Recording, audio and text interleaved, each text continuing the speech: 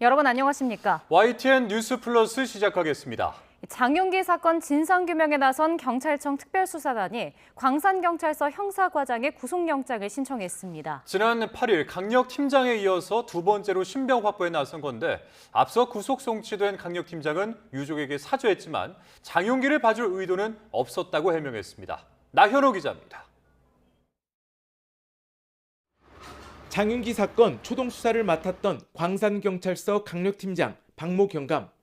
지난 8일 구속된 데 이어 검찰에 넘겨졌습니다. 증거인멸 혐의 인정하십니까?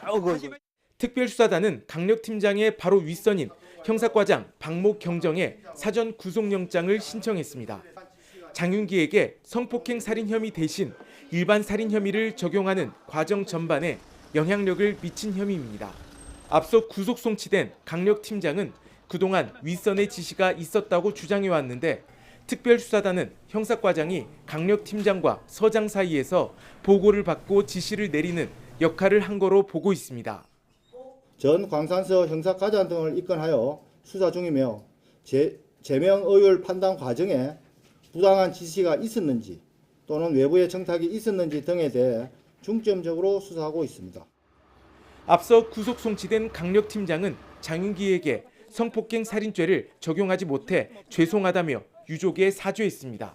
다만 특별수사단의 중간 수사 결과 발표는 실체적 사실관계와 거리가 있고 장윤기를 봐줄 의도도 없었다며 앞으로 검찰 수사와 재판 과정에서 소명하겠다고 밝혔습니다. YTN 나윤호입니다. 정부가 장윤기 사건으로 불거진 경찰의 부실 은폐 수사 의혹에 대해 대국민 담화를 발표하고 공식 사과했습니다. 윤호중 행정안전부 장관은 오늘 정부 서울청사에서 담화문을 통해 국민과 피해자 유가족에게 깊은 유감과 위로의 뜻을 전하며 경찰의 내부 비리 척결과 수사 시스템 쇄신을 약속했습니다. 정부는 외부에서 수사 전반을 감시, 통제할 수사인권감찰 조사기구를 신설하고 검사의 보안 수사 요구를 미이행할 경우 수사팀을 즉각 변경할 수 있도록 제도를 고치겠다고 밝혔습니다.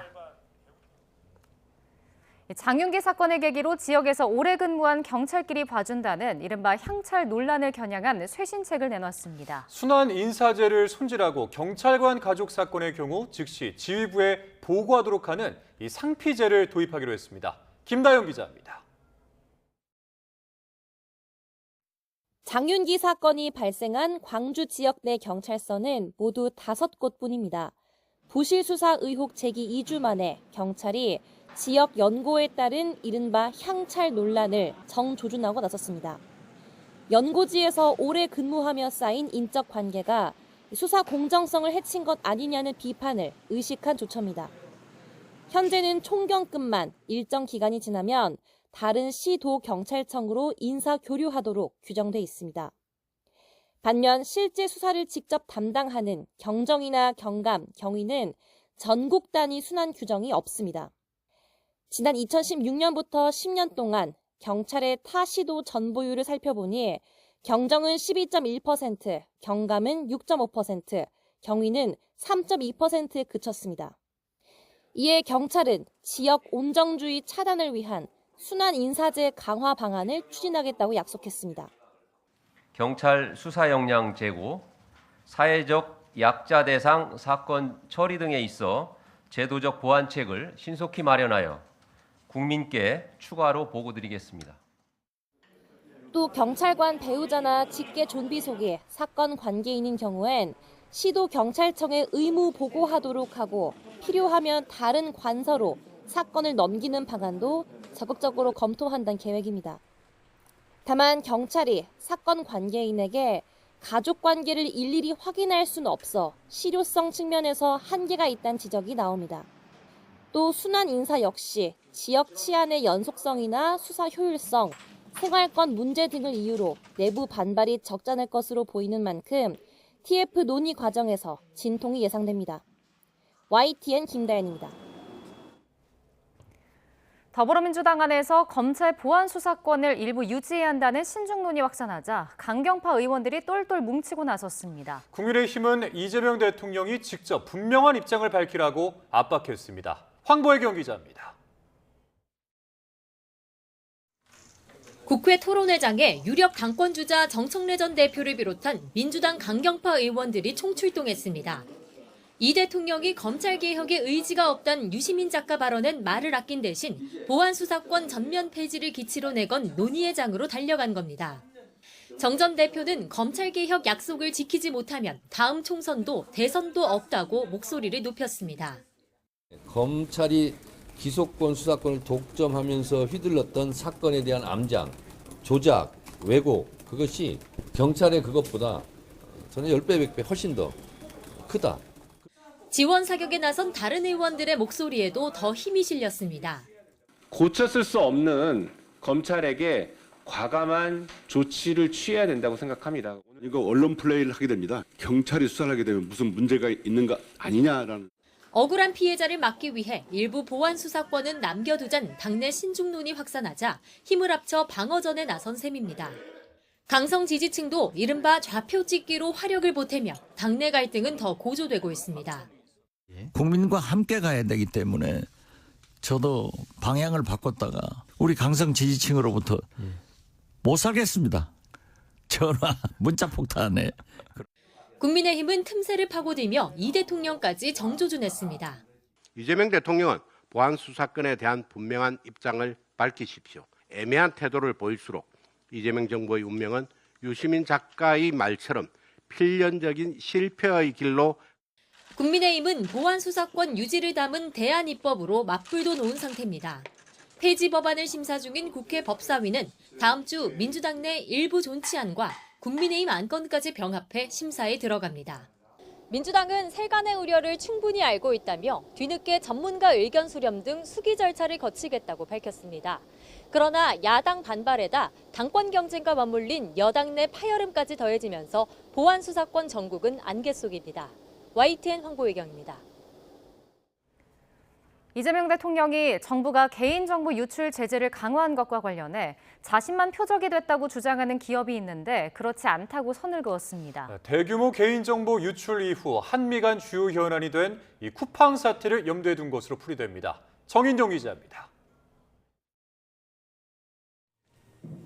정부 부처 업무보고 2일차, 이재명 대통령은 개인정보보호위원회를 상대로 정보 유출 제재 강화 문제를 언급했습니다.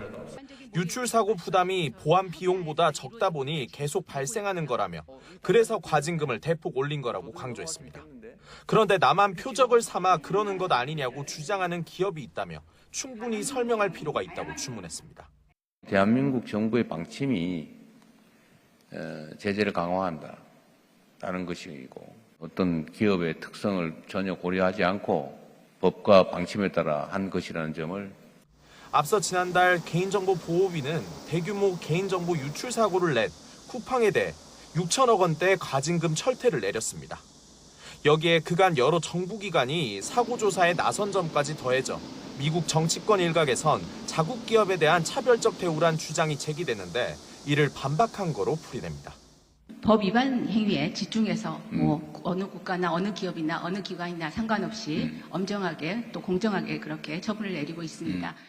특히 강경화 주미대사가 쿠팡 사태를 포함해 대미 투자, 안보 협상 등 대책을 논의하기 위해 귀국한 상황을 염두에 두고 거듭 미측 우려를 불식시키기 위한 거란 해석도 나왔습니다. 청와대는 부처 업무 보고에 이어 경제 관련 부처 고위 당국자들과 강경화 대사 등을 불러 한미 주요 현안을 점검하는 NSC 상임위원회를 개최하기도 했습니다. 위성락 국가안보실장은 이 자리에서 대외 환경 불확실성이 고조되는 시기일수록 국익을 위한 대처 방안을 잘 조정해야 한다고 당부했습니다. 이는 청와대가 정부 부처와 일관된 대응을 토대로 한미 간 작은 균열이라도 발생하지 않도록 적극 관리해 나가겠다는 의미로 읽힙니다. YTN 정인용입니다. 쿠팡이 트럼프 미국 대통령과 친분이 있는 인사의 회사를 통해 백악관과 미 연방 하원 등에 최근까지 거액의 로비를 한 것으로 파악됐습니다. 로비업체 대표는 트럼프 대통령과는 수십 년 친분이 있는 워싱턴의 핵심 로비스트로 꼽힙니다. 신윤정 특파원입니다. 미 연방 상원이 로비 공개법에 따라 공개한 올해 2분기 로비 자금 집행 내역입니다. 쿠팡은 로비 회사 벨러드 파트너스에 25만 달러, 우리 돈 3억 7천만 원을 지급했습니다. 로비 사안으로는 한국과 타이완 등 미 동맹국들과 경제 통상 협력 강화 논의가 적시됐습니다. 로비 대상은 백악관과 미 대통령실, 미 연방 하원, 미 무역대표부로 명시했는데 눈에 띄는 점은 쿠팡이 선택한 로비 회사입니다. 이 회사 대표인 브라이언 벨러드는 트럼프 대통령과 30년간 친분이 있어 트럼프 재집권 뒤 워싱턴에서 막강한 영향력을 행사해왔습니다. Pick up, it's a number I don't recognize, and it's Donald Trump. And he said, hey, I've heard a lot of good things about you, like you to come represent me. And 트럼프 2기 백악관의 문고리 권력인 수지 와일스 비서실장과 펜본디 전 법무부 장관이 몸담았던 회사기도 합니다. 지난 1분기에도 쿠팡은 이 회사를 통해 백악관과 미 상무부, 무역대표부를 상대로 17만 달러, 2억 5천여만 원 로비 자금을 집행했습니다. 쿠팡은 그동안 백악관과 미 정부, 의회를 상대로 꾸준히 대관 활동을 벌여왔습니다. 최근 하원 법사위에서는 한국 정부가 쿠팡을 차별적으로 대우하고 있다고 주장하는 보고서가 나온 데 이어 백악관도 쿠팡이 표적이 되고 있다고 우려를 표명했습니다. 한미 관계에 부담이 되지 않도록 안정적으로 관리해 나가자는 공감대가 형성되어 있습니다. 결국 쿠팡이 트럼프 인맥까지 동원해 백악관과 의회를 상대로 로비를 확대하며 한국 정부의 규제 움직임에 대응하고 있다는 지적이 나오고 있습니다. 워싱턴에서 YTN 신윤정입니다. 쿠팡이 미국 정부와 정치권을 상대로 한 로비 활동은 미국 헌법이 보장하는 합법적인 활동이라며 미국 사회에서 기업의 정상적인 대외 활동이라고 밝혔습니다. 쿠팡은 지난해 주요 글로벌 기업을 포함해 15,768개 기관이 미국 정부와 백악관, 상하원 등을 대상으로 로비 활동을 벌였다며 쿠팡 INC도 이들 기업 가운데 하나일 뿐이라고 설명했습니다. 또 쿠팡 INC의 로비 규모는 국내 주요 대기업 그룹보다 작은 수준이며 미국 주요 자동차 기업이나 대형 IT 기업과 비교해도 훨씬 적은 규모라고 밝혔습니다. 파산 위기에 몰린 홈플러스가 회생 절차를 다시 밟는 데 필요한 2천억 원의 긴급 자금을 확보했습니다. 메리츠 금융그룹이 대출 지원안을 최종 승인했고 MBK 파트너스와 김병주 회장은 이 대출금 전액에 대해서 연대 보증을 서기로 했습니다. 오동건 기자입니다. 메리츠 금융그룹이 계열사 이사회를 열고 홈플러스에 2천억 원 규모의 긴급 운영자금 DIP 대출을 지원하는 안을 승인했습니다. 대출금 전액에 대해서는 대주주인 MBK 파트너스와 김병주 회장이 연대 보증을 제공합니다. 회생 절차가 폐지되며 파산 위기에 몰렸던 홈플러스가 회생재개에 필요한 최소 자금을 확보한 것입니다. 그동안 MBK와 메리츠는 2천억 원을 누가 어떤 방식으로 책임질지를 놓고 맞서왔습니다. 메리츠는 1천억 원을 대출하되 김 회장이 보증하고 나머지 1천억 원도 대주주인 MBK가 직접 마련해야 한다는 입장이었습니다. 반면 MBK 측은 이미 대출 보증 등을 통해 상당한 자금을 투입했다며 메리츠의 2천억 원 전액을 대출해달라고 요구했습니다. 양측의 책임 공방이 계속되는 사이 홈플러스는 운영자금 고갈로 대형마트 영업까지 전면 중단했습니다. 팽팽했던 대치는 더불어민주당 을지로위원회가 양측을 불러 자금 지원을 촉구하고 국회 정무위원회 청문회까지 예고하면서 전환점을 맞았습니다. 결국 김병주 회장이 개인 자격으로 2천억 원 전액에 대해 보증을 서기로 했고 메리츠가 같은 금액을 대출하는 방식으로 합의가 이루어졌습니다. 홈플러스는 오는 20일 회생 절차 폐지 결정에 대해 즉시 항고할 예정입니다. 즉시 항고가 제기되면 회생법원은 기존 폐지 결정을 취소하고 회생 절차를 다시 진행할 수 있습니다. 홈플러스의 회생 절차가 재개되면 회생계획안 인가 등의 절차가 진행돼 긴급 운영자금이 집행될 수 있습니다. 그러나 정상화에 실패할 경우 다시 파산 수순으로 이어질 가능성도 남아 있습니다. 홈플러스는 법원이 회생 절차 연장을 결정하면 협력업체들과 협의해 대형마트 영업 재개 일정을 마련할 방침입니다. 일단 급한 불은 껐지만 2천억 원은 회생 절차를 다시 시작하기 위한 자금일 뿐 영업 정상화와 새로운 투자자 유치 등 홈플러스가 넘어야 할 산은 여전히 남아 있습니다. YTN 오동건입니다. 코스피가 반도체주 급락 여파로 6% 넘게 떨어지며 하루 만에 7,000선을 내줬습니다. 오늘 코스피는 어제보다 463.81포인트, 6.37% 내린 6,820.6으로 거래를 마쳤습니다. 간밤에 미국 증시에서 마이크론과 SK하이닉스 미국 주식 예탁 증서 ADR이 급락하면서 국내 반도체주도 큰 폭으로 떨어졌습니다. 삼성전자는 8.77% 하락해 25만 원대로 밀렸고 SK하이닉스도 11.53% 급락하며 200만 원 선을 내줬습니다. 앞으로 단일 종목 레버리지 상장지수 펀드 ETF 상품을 매매하려면 기본 예탁금으로 현금 3천만 원이 있어야 합니다. 금융위원회와 금융감독원, 한국거래소는 오늘 구윤철 경제부총리 주재 시장 상황 점검회의를 통해 이 같은 내용을 담은 단일 종목 레버리지 상품 보완 방안을 발표했습니다. 이에 따라서 다음 달 중으로 단일 종목 레버리지에 투자할 때 갖춰야 할 요건인 기본 예탁금이 기존 1,000만 원에서 3천만 원으로 늘어납니다. 매매 수량 단위도 앞으로는 20주씩으로 잠정 확대됩니다. 아들의 특혜 채용 의혹으로 기소된 김세환 전 중앙선거관리위원회 사무총장이 오늘 1심에서 징역 2년을 선고받았습니다. 재판부는 김 전 총장의 핵심 혐의를 모두 인정하면서 선관위 공직자로서 본분을 망각하고 공정성에 대한 신뢰를 무너뜨렸다고 질타했습니다. 자, 관련해서 취재기자 연결해서 들어보겠습니다. 자, 이현정 기자, 1심 판결 내용 자세히 전해주시죠. 네, 인천지방법원은 직권남용과 국가공무원법 위반 혐의로 기소된 김세환 전 중앙선관위 사무총장에 대해 오늘 징역 2년의 실형을 선고했습니다. 다만 증거인멸이나 도망 우려는 없다고 보고 법정 구속은 하지 않았습니다. 재판부는 선관위 관계자들의 진술과 당시 오갈 문자 메시지 같은 증거들을 바탕으로 김 전 총장의 아들 채용 청탁과 전입 지원 요건의 완화 지시, 단독 관사 특혜 배정 등 핵심 혐의를 모두 유죄로 인정했습니다. 다만 면접 참석이 어려운 아들을 위해 전입 시험 방식을 비대면으로 바꾸려 했다는 일부 혐의에 대해서는 무죄로 판단했습니다. 재판부는 김 전 총장이 독립성과 청렴성이 강하게 요구되는 선관위 공직자로서 본분을 망각하고 공정성에 대한 신뢰를 무너뜨려 죄질이 매우 무겁다고 질타했습니다. 네, 당시 선관위 내부에서 이 아들이 세자로까지 통했다는데 법원이 유죄로 인정한 범죄 사실은 구체적으로 어떤 내용입니까? 김세환 전 총장이 지난 2019년 11월 중앙선관위 사무차장으로 재직하던 시절의 일입니다. 인천 강화군청에서 일하던 아들 김모 씨가 인천 강화군 선관위 8급 경력직으로 채용되도록 부당한 영향력을 행사했다는 게 핵심 의혹입니다. 당시 김 전 총장이 채용 공고가 나기도 전에 인사 담당자에게 청탁했다거나 면접관을 친한 동료로 교체하도록 지시했다는 등의 혐의가 이번에 모두 인정됐습니다.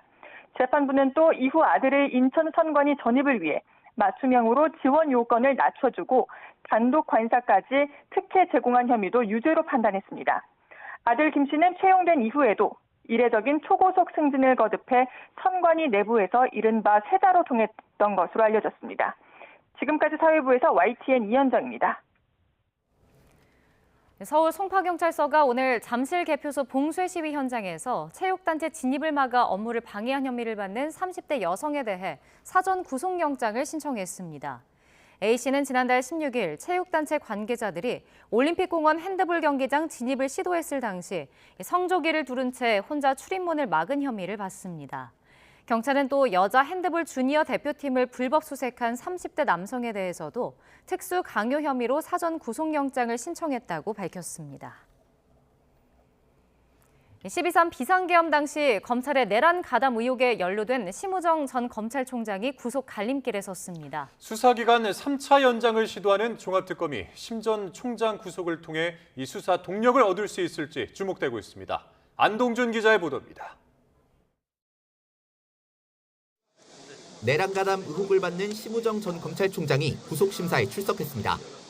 취재진 질문에는 법정에서 설명하겠다는 짧은 입장을 남겼습니다. 내란 가담 혐의 자체에 대해서는 인정하십니까? 계엄 당시 상황 및 그 이후 상황에 대해서 소상하게 설명드리겠습니다. 심 전 총장의 혐의는 크게 두 가지입니다.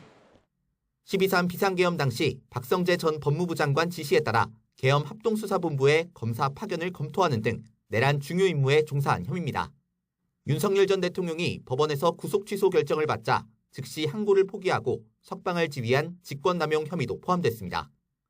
앞서 박 전 장관 1심 재판부는 검찰의 내란 가담 정황이 있다는 판단을 내놨는데 특검은 심 전 총장에 대한 수사를 위해 신병 확보가 필요하다는 점을 강조했습니다. 피의자가 검찰 총수다 보니까 이 관계자들이 모두 이해를 같이 하는 사람들이라서 수사하는 데 좀 쉽지가 않았습니다. 종합특검은 최근 두 차례 영장이 법원에서 기각되며 잇따라 고배를 마셨습니다.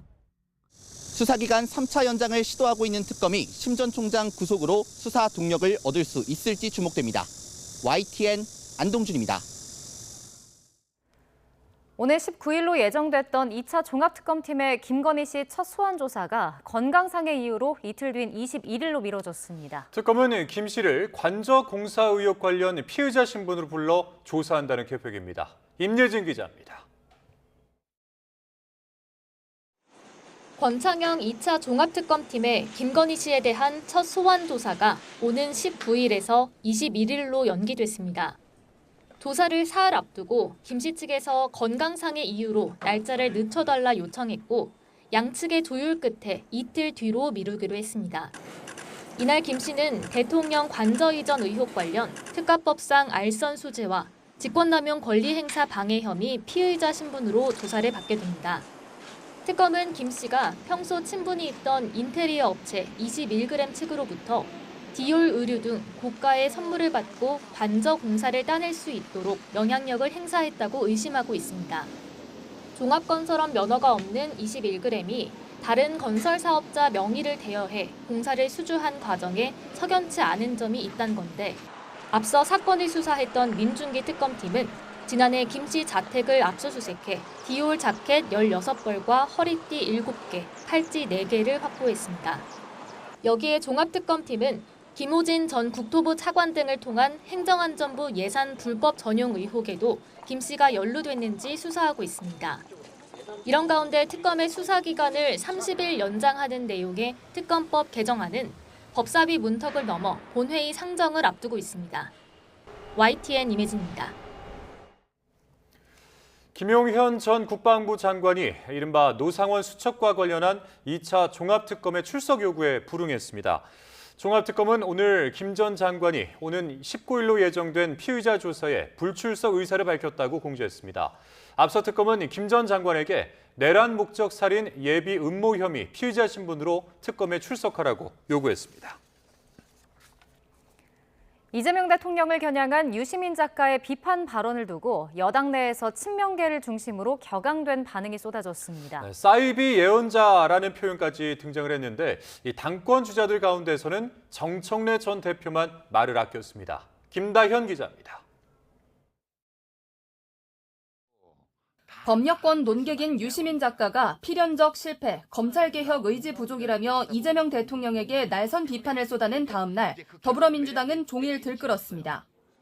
친명계 최대 모임인 더민주 전국혁신회의는 사이비 예언자나 할 소리라고 꼬집었고 친명 의원들도 저마다 총대를 맸습니다. 대통령을 적으로 만들지 말라. 누구를 대안으로 두고 이제 갓 1년이 지난 대통령을 흔들어대느냐며 격앙된 반응을 쏟아낸 겁니다. 저는 금도를 넘었다고 생각합니다. 상당 부분 현실과 괴리가 돼 있다. 그리고 왜곡돼 있다. 당권 주자들도 대부분 유 작가 발언이 지나치고 부적절하다고 평가했습니다. 유 작가께서 말씀하신 것이 꼭 다 맞지는 않기 때문에 그냥 과거에도 그런 일이 있어서 지금은 왜 그러셨을까? 충정은 이해하겠으나 그것을 저렇게 저주와 악담식으로 표현한 것은 좀 맞지 않는 게 아니냐. 무조건 모든 것을 선악으로 구분해내려는 것이 오히려 더 필패의 길이라고 생각합니다. 그러나 정청래 전 대표 반응은 조금 달랐습니다. 구체적인 언급 없이 이런 답변만 반복했습니다. 기자님 머릿속 생각으로 쓰세요. 제가 계속 노코멘트 한다고 얘기하지 않았습니다. 당 안팎에선 유 작가 발언의 시점과 배경을 두고도 여러 해석이 잇따르고 있습니다. 강성 지지층을 겨냥한 일종의 당권 경쟁 참전으로 보는 시각이 대표적입니다.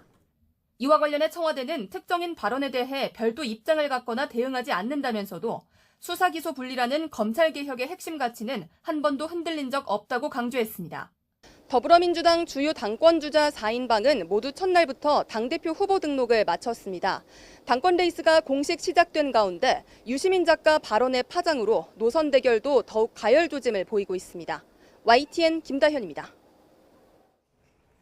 후반기 국회가 40일 넘게 공전하는 사이 국민의힘이 장외 대여 투쟁에 열을 올리고 있습니다. 더불어민주당은 더는 민생 발목 잡기를 봐주지 않겠다고 경고했지만 재연절 전 원 구성은 끝내 무산됐습니다. 부장원 기자입니다. 외치겠습니다. 국민의힘이 민주당의 상임위원장 단독 선출에 반발해 국회 보이콧에 돌입한 지 2주째. 장동혁 대표를 위시한 당 지도부가 국회 본관 앞에 총출동했습니다. 입틀막법 폐기하라! 이른바 입틀막법 폐지와 야당 추천 선관위 특검 요구 결의대회를 열고 장외 총공세에 나선 겁니다. 장 대표는 이재명 대통령의 해병 실종 당일 골프 의혹을 고리로 맹폭을 이어갔는데 이미 명백한 탄핵감이다. 발언 수위도 한층 끌어올렸습니다. 이재명 대통령 스스로 했던 행동들에 비추어 보면 대통령 탄핵되는 게 맞지 않습니까? 그러는 사이 후반기 국회 개문 발차를 위한 원구성 협상은 제자리 걸음만 되풀이했습니다. 조정식 국회의장이 재헌절 전까지 타결하라고 못 박았지만 막판 협상도 소득 없이 끝났습니다. 짧은 시간에 협상이 종료된 것에 대해서는 여러분들도 짐작하실 겁니다. 진척이 없기 때문에 추가 회동은 지금으로는 미지수입니다. 민주당은 헌법의 의미를 되새겨야 할 재헌절까지 국민의힘이 민생 인질극을 이어가고 있다고 맹비난했습니다. 이제는 결단하겠다. 최후 통첩도 날렸습니다. 국민의힘의 무책임한 태업으로 멈춰서 있어 국민 여러분께 송구할 따름입니다. 끝까지 민생을 외면한다면 민주당은 엄중한 결단을 내릴 수밖에 없다는 걸. 당장 다음 주 월요일 본회의를 열고 종합특검 수사기간을 연장하는 특검법 개정안부터 밀어붙일 태세인데 국민의힘은 무제한 토론, 필리버스터로 맞불을 예고했습니다. 장동혁 대표는 원구성이나 특검 협상에 진전이 없다면 국회에서 열리는 재헌절 경축식 대신 올림픽 공원으로 향하겠다고 공언했는데 헌법 정신을 기리는 재헌절 행사마저 반쪽짜리로 전락하게 됐습니다. YTN 부장원입니다. 한국은행이 기준금리를 연 2.5%에서 2.75%로 인상했습니다. 신현송 총재는 다음 달 기준금리 인상 여부에 대해서도 모든 가능성을 열어두겠다고 말했습니다. 윤태인 기자가 보도합니다. 한국은행 금융통화위원회가 기준금리를 연 2.5%에서 2.75%로 0.25%포인트 인상하기로 했습니다. 금융통화위원 7명 전원의 일치 결정으로 지난 2023년 1월 연 3.25%에서 3.5%로의 인상 이후 3년 6개월 만에 통화 긴축입니다. 성장세가 수출과 투자를 중심으로 강화되고 있는 가운데 물가 상승률은 상당 기간 목표 수준을 상회할 것으로 보이고 금융 안정 측면의 리스크도 지속되고 있는 만큼 한국은행은 국내 경제의 높은 상승세와 더불어 물가에 대해서는 비용 측면의 간접 효과에 더해 수요 측 물가 상승 압력 확대에 대한 대응이 필요하다고 진단했습니다. 수요 쪽에서 오는 압력을 간과하면 안 된다 하는 것을 저희가 금융통화위원회 전체에서 어느 정도 좀 컨센서스를 이뤘습니다. 증시 변동성이 큰 상황에서 금리 인상이 조정의 방아쇠가 될 수 있다는 우려에 신현송 총재는 금리가 주가를 100% 좌우한다는 평가엔 동의 안 한다며 선을 그었고 정부가 적극적인 확장 재정을 펼치고 있는데 통화 정책과 엇박자가 나는 것 아니냐는 지적도 거리를 두었습니다. 이제 생산성을 높여서 잠재 성장률을 높인다고 하면은 그거는 통화 정책과 부합한다고도 할 수도 있습니다. 신현송 총재는 앞으로의 통화 정책 운영 방향에 대해서도 국내 경제 개선세와 물가 상승률 등에 근거해 기준금리 인상 기조를 분명히 했습니다. 금리 인상 시기와 속도는 물가 상승 압력 정도와 경기 개선 흐름, 금융 안정 상황 등을 점검해 판단할 것이라고 덧붙였습니다. 특히 다음 달 기준금리 인상 여부에 대해서 물가가 목표 수준까지 안정적으로 수렴한다는 확신이 들 때까지 대응하겠다며 2분기 국민소득 통계와 7월 물가를 주의 깊게 보겠다고 말했습니다. 통화 정책의 경로라는 것은 사전에 이렇게 결정해서 움직이는 게 아닙니다. 모든 가능성을 열어두고 저희는 그 정책을 펴겠습니다. 다음 기준금리를 결정하는 회의는 다음 달 27일에 개최될 예정입니다. YTN 윤태인입니다. 주택수가 중심인 현재 종합부동산세 부과 기준을 가액 기준으로 바꿔 초고가 주택에 대한 부담을 늘려야 한다는 전문가들의 의견이 나왔습니다. 재정경제부가 오늘 서울 중구은행회관에서 연 부동산 세제 국민의견 경청 토론회에서 발제자인 강성훈 한양대 교수는 현 제도 아래에서 시가 30억 원인 주택 한 채보다 10억 원 주택 세 가구를 가진 경우 종부세 부담이 더 커지는 모순이 발생한다고 밝혔습니다.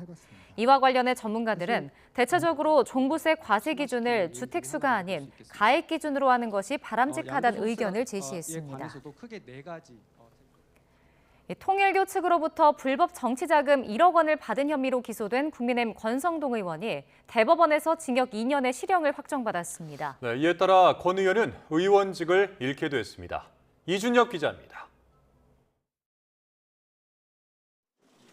대법원이 국민의힘 권성동 의원의 상고를 기각했습니다. 정치자금법 위반 혐의로 재판에 넘겨진 권 의원에게 징역 2년에 추징금 1억 원을 선고한 원심 판결을 확정한 겁니다. 권 의원은 지난 2022년 1월 윤영호 전 통일교 세계본부장으로부터 교단 지원 청탁과 함께 1억 원을 받은 혐의로 재판에 넘겨졌습니다. 권 의원은 그동안 이번 사건이 특검 수사 대상에 포함되지 않는다거나 위법하게 수집된 증거들이 있다며 공소기각이나 무죄가 돼야 한다고 주장해왔습니다. 무리한 수사, 부실한 구속영장 청구, 그리고 정치 권력과의 이해관계가 얽혀 있다는 점에서 문재인 검찰이나 이재명 특검은 동일합니다. 그러나 1, 2심에 이어 대법원도 권 의원의 이런 주장을 모두 받아들이지 않았습니다. 정치자금법 위반 혐의로 벌금 100만 원 이상의 형이 확정되면서 5선인 권 의원은 직을 잃게 됐습니다. 형집행이 종료되거나 면제된 뒤에도 10년 동안 피선거권과 선거권이 제한됩니다. 권 의원은 선고 직후 사실 판단과 법리 적용에 대해 아쉬움을 감출 수 없지만 사법부 최종 판단을 겸허히 받아들이겠다는 입장을 밝혔습니다. 권 의원에게 돈을 건넨 윤영호 전 본부장은 이미 지난 9일 대법원 선고가 진행돼 징역 1년 6개월이 확정됐습니다. YTN 이준엽입니다. 지난 지방선거에서 테러 자작극 사건을 벌인 혐의를 받는 정의안 전 개혁신당 부산시장 후보가 구속 상태로 검찰에 넘겨졌습니다. 네, 경찰 수사는 이제 이 정 전 후보 아버지 회사가 선거운동에 개입한 의혹을 정조준했습니다. 차상원 기자입니다. 마스크를 쓴 정의안 전 개혁신당 부산시장 후보가 경찰 승합차에서 내립니다. 선거 테러 자작극을 경찰에 시인하고도 사퇴하지 않은 이유를 물었지만 구체적인 대답은 피합니다. 개혁신당에 조사받는 사실 알리신 적 있으십니까? 성실히 수사 재판에 임하겠습니다. 사퇴 왜 안 하셨나요? 지난 부산시장 선거에서 음료가 든 컵에 맞은 것처럼 꾸미며 자작극을 벌인 정 전 후보와 공범 헬스 트레이너 A씨가 구속 상태로 검찰에 송치됐습니다. 경찰은 A씨가 정 전 후보로부터 금전 대가를 받기로 했는지 조사하기 위해 두 사람의 금융 거래를 살폈지만 확인되지 않았다고 밝혔습니다. 추가 혐의나 배후 세력 여부 등은 이제 검찰 수사로 확인해야 할 부분입니다. 범행 누가 먼저 제안하셨습니까? 음료컵 던지자고 누가 먼저 제안하셨나요? 모델 대가 약속받은 게 있습니까? 경찰이 자작극 수사는 마무리했지만 정 전 후보 아버지가 운영하는 병원 그룹을 겨냥한 수사는 본격적으로 시작했습니다. 병원 직원들을 선거운동에 불법 동원했다는 의혹과 병원 산하 여론조사 기관의 공정성 여부 등이 수사 대상입니다. 경찰은 최근 해당 병원을 압수수색하고 증거 분석에 들어갔습니다. YTN 최상입니다. 이동재 전 채널A 기자의 명예를 훼손한 혐의로 1심에서 벌금 2천만 원을 선고받은 방송인 김어준 씨가 판결에 불복해 항소했습니다. 김 씨는 1심 선고가 나온 지 하루 만인 어제 서울 북부지방법원에 항소장을 제출했습니다. 김 씨는 지난 2020년 4월부터 10월까지 라디오와 유튜브 방송에서 이 전 기자가 이철 전 신라젠 대표에게 접근해 유시민 전 노무현재단 이사장에게 돈을 줬다고 하라고 협박했다는 허위 사실을 유포한 혐의로 재판에 넘겨졌습니다. 경찰청 국가수사본부 가덕도 테러 TF가 출범 6개월 만에 이재명 대통령 흉기 피습 사건에 대한 최종 수사 결과를 발표했습니다. 네, 그동안 제기됐던 배후 세력 의혹에 대해서는 배후를 특정할 만한 증거는 확인되지 않았다고 밝혔습니다. 이수빈 기자입니다. 지난 2024년 1월 부산 가덕도에서 당시 더불어민주당 대표였던 이재명 대통령이 한 남성으로부터 피습당했습니다. 좀 거취 표명 예고했는데 입장이 어떠세요? 지지자인 척 다가가 흉기를 휘두른 60대 남성 김모 씨는 현장에서 체포됐고 당시 경찰은 살인미수 등 혐의를 적용해 사건을 송치하며 수사를 마무리했습니다.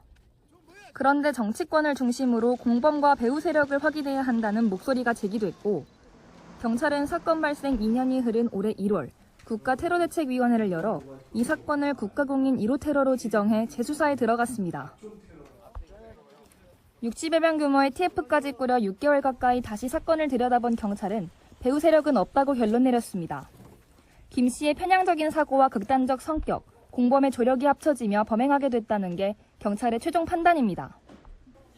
김 씨는 지난 2018년부터 자신의 정치 성향에 맞는 유튜브 영상을 꾸준히 봤는데 프로파일링 결과 정치적 신념에 맞는 정보만 선택적으로 받아들이고 편향적으로 해석한 것으로 분석됐습니다.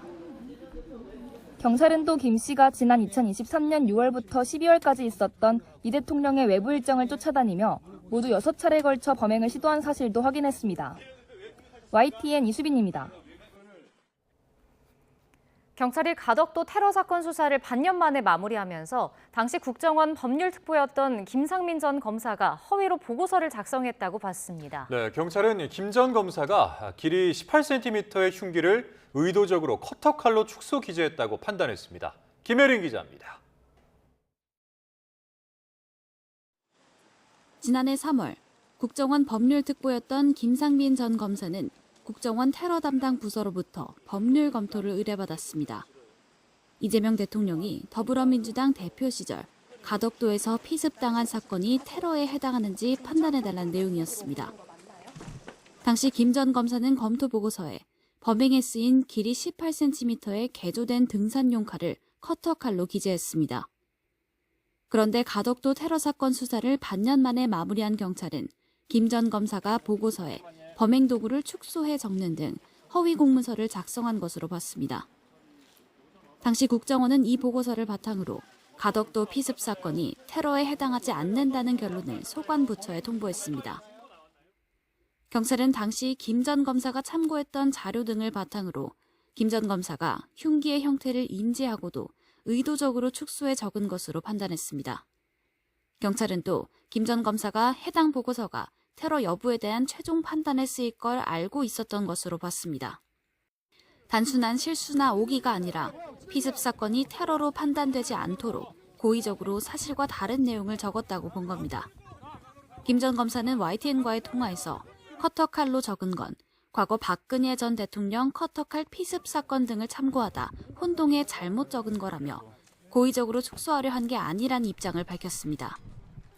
김 전 검사는 김건희 씨에게 공천 청탁과 함께 고가의 그림을 건넨 혐의 등으로 2심에서 징역형의 집행유예를 선고받고 대법원 선고를 앞둔 상태입니다.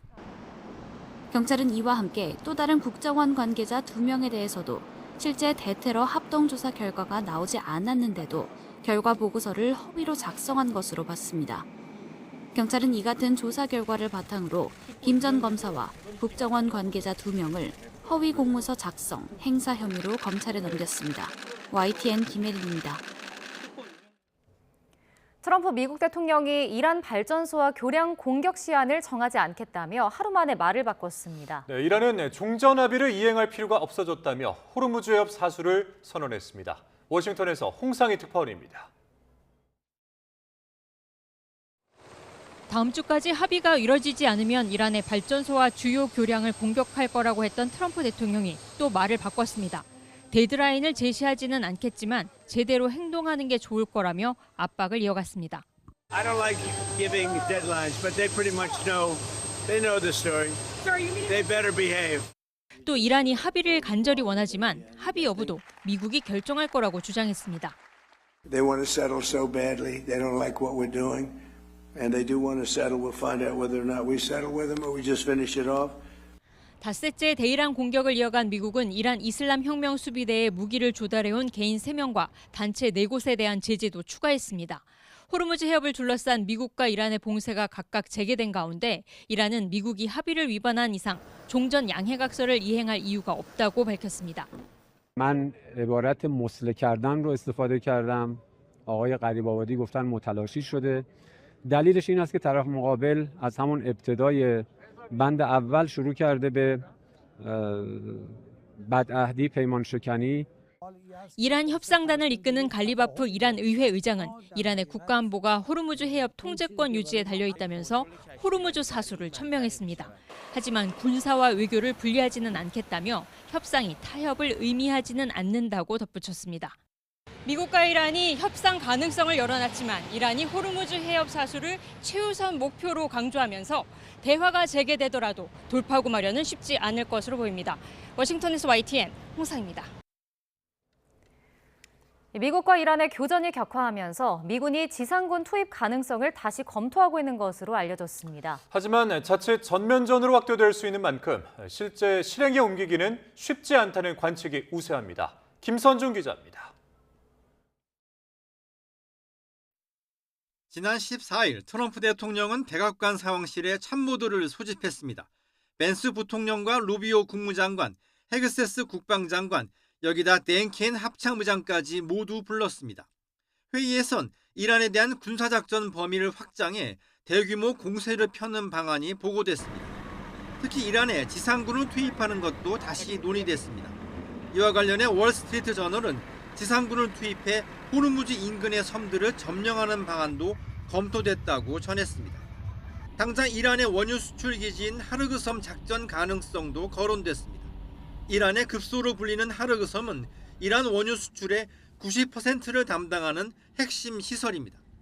앞서 트럼프 대통령은 여러 차례 하르그섬 점령 가능성을 시사했지만 매번 군사시설 폭격에만 그쳤습니다. 자칫 미군의 대규모 피해가 발생할 수도 있다 보니 지상군 투입에 대해서는 여전히 신중합니다. They want to settle so badly. They don't like what we're doing. And they do want to settle. We'll find out whether or not we settle with them or we just finish it off. 이른바 곡괭이산 주변의 지하 핵시설을 타격하는 방안도 대안으로 떠올랐습니다. 미국 언론들은 트럼프가 실제 전쟁을 확대하기보다는 이란을 협상 테이블로 끌어내려는 의도로 유지하고 있다고 평가했습니다. 하지만 트럼프가 전쟁을 빨리 끝내려 조바심을 보일수록 이란에 더 끌려다닐 것이라고 지적했습니다. YTN 김선중입니다. 미국과 이란의 무력 충돌이 격화하는 가운데 트럼프 대통령이 이란 당국이 억류된 미국인 한 명을 풀어줬다며 이례적으로 감사의 뜻을 전했습니다. 트럼프 대통령은 현지 시각 15일 자신의 SNS를 통해 이란이 지난 2024년 12월 바이든 정부 당시 부당하게 억류됐던 미국 시민의 출국을 허용했다고 밝혔습니다. 그러면서 그녀가 안전하게 이란을 떠났다며 건강도 양호하다며 이란 측의 이런 선의 표시를 높게 평가한다고 강조했습니다. 이란 정부가 이슬람 혁명 수비대를 국가안보 위협단체로 지정하려는 영국 정부 움직임에 반발해서 주 이란 영국 대사를 초치했습니다.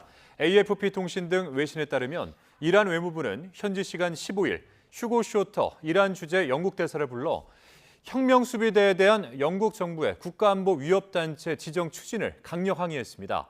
영국 정부는 지난 13일 이란 이슬람 혁명 수비대와 친이란 조직인 우익 동료 이슬람 운동, 러시아군 총참모부, 정보총국사나 의용군단 등 이 세 개 조직을 국가안보 위협단체로 지정하는 내용을 담은 안건을 의회에 제출했습니다.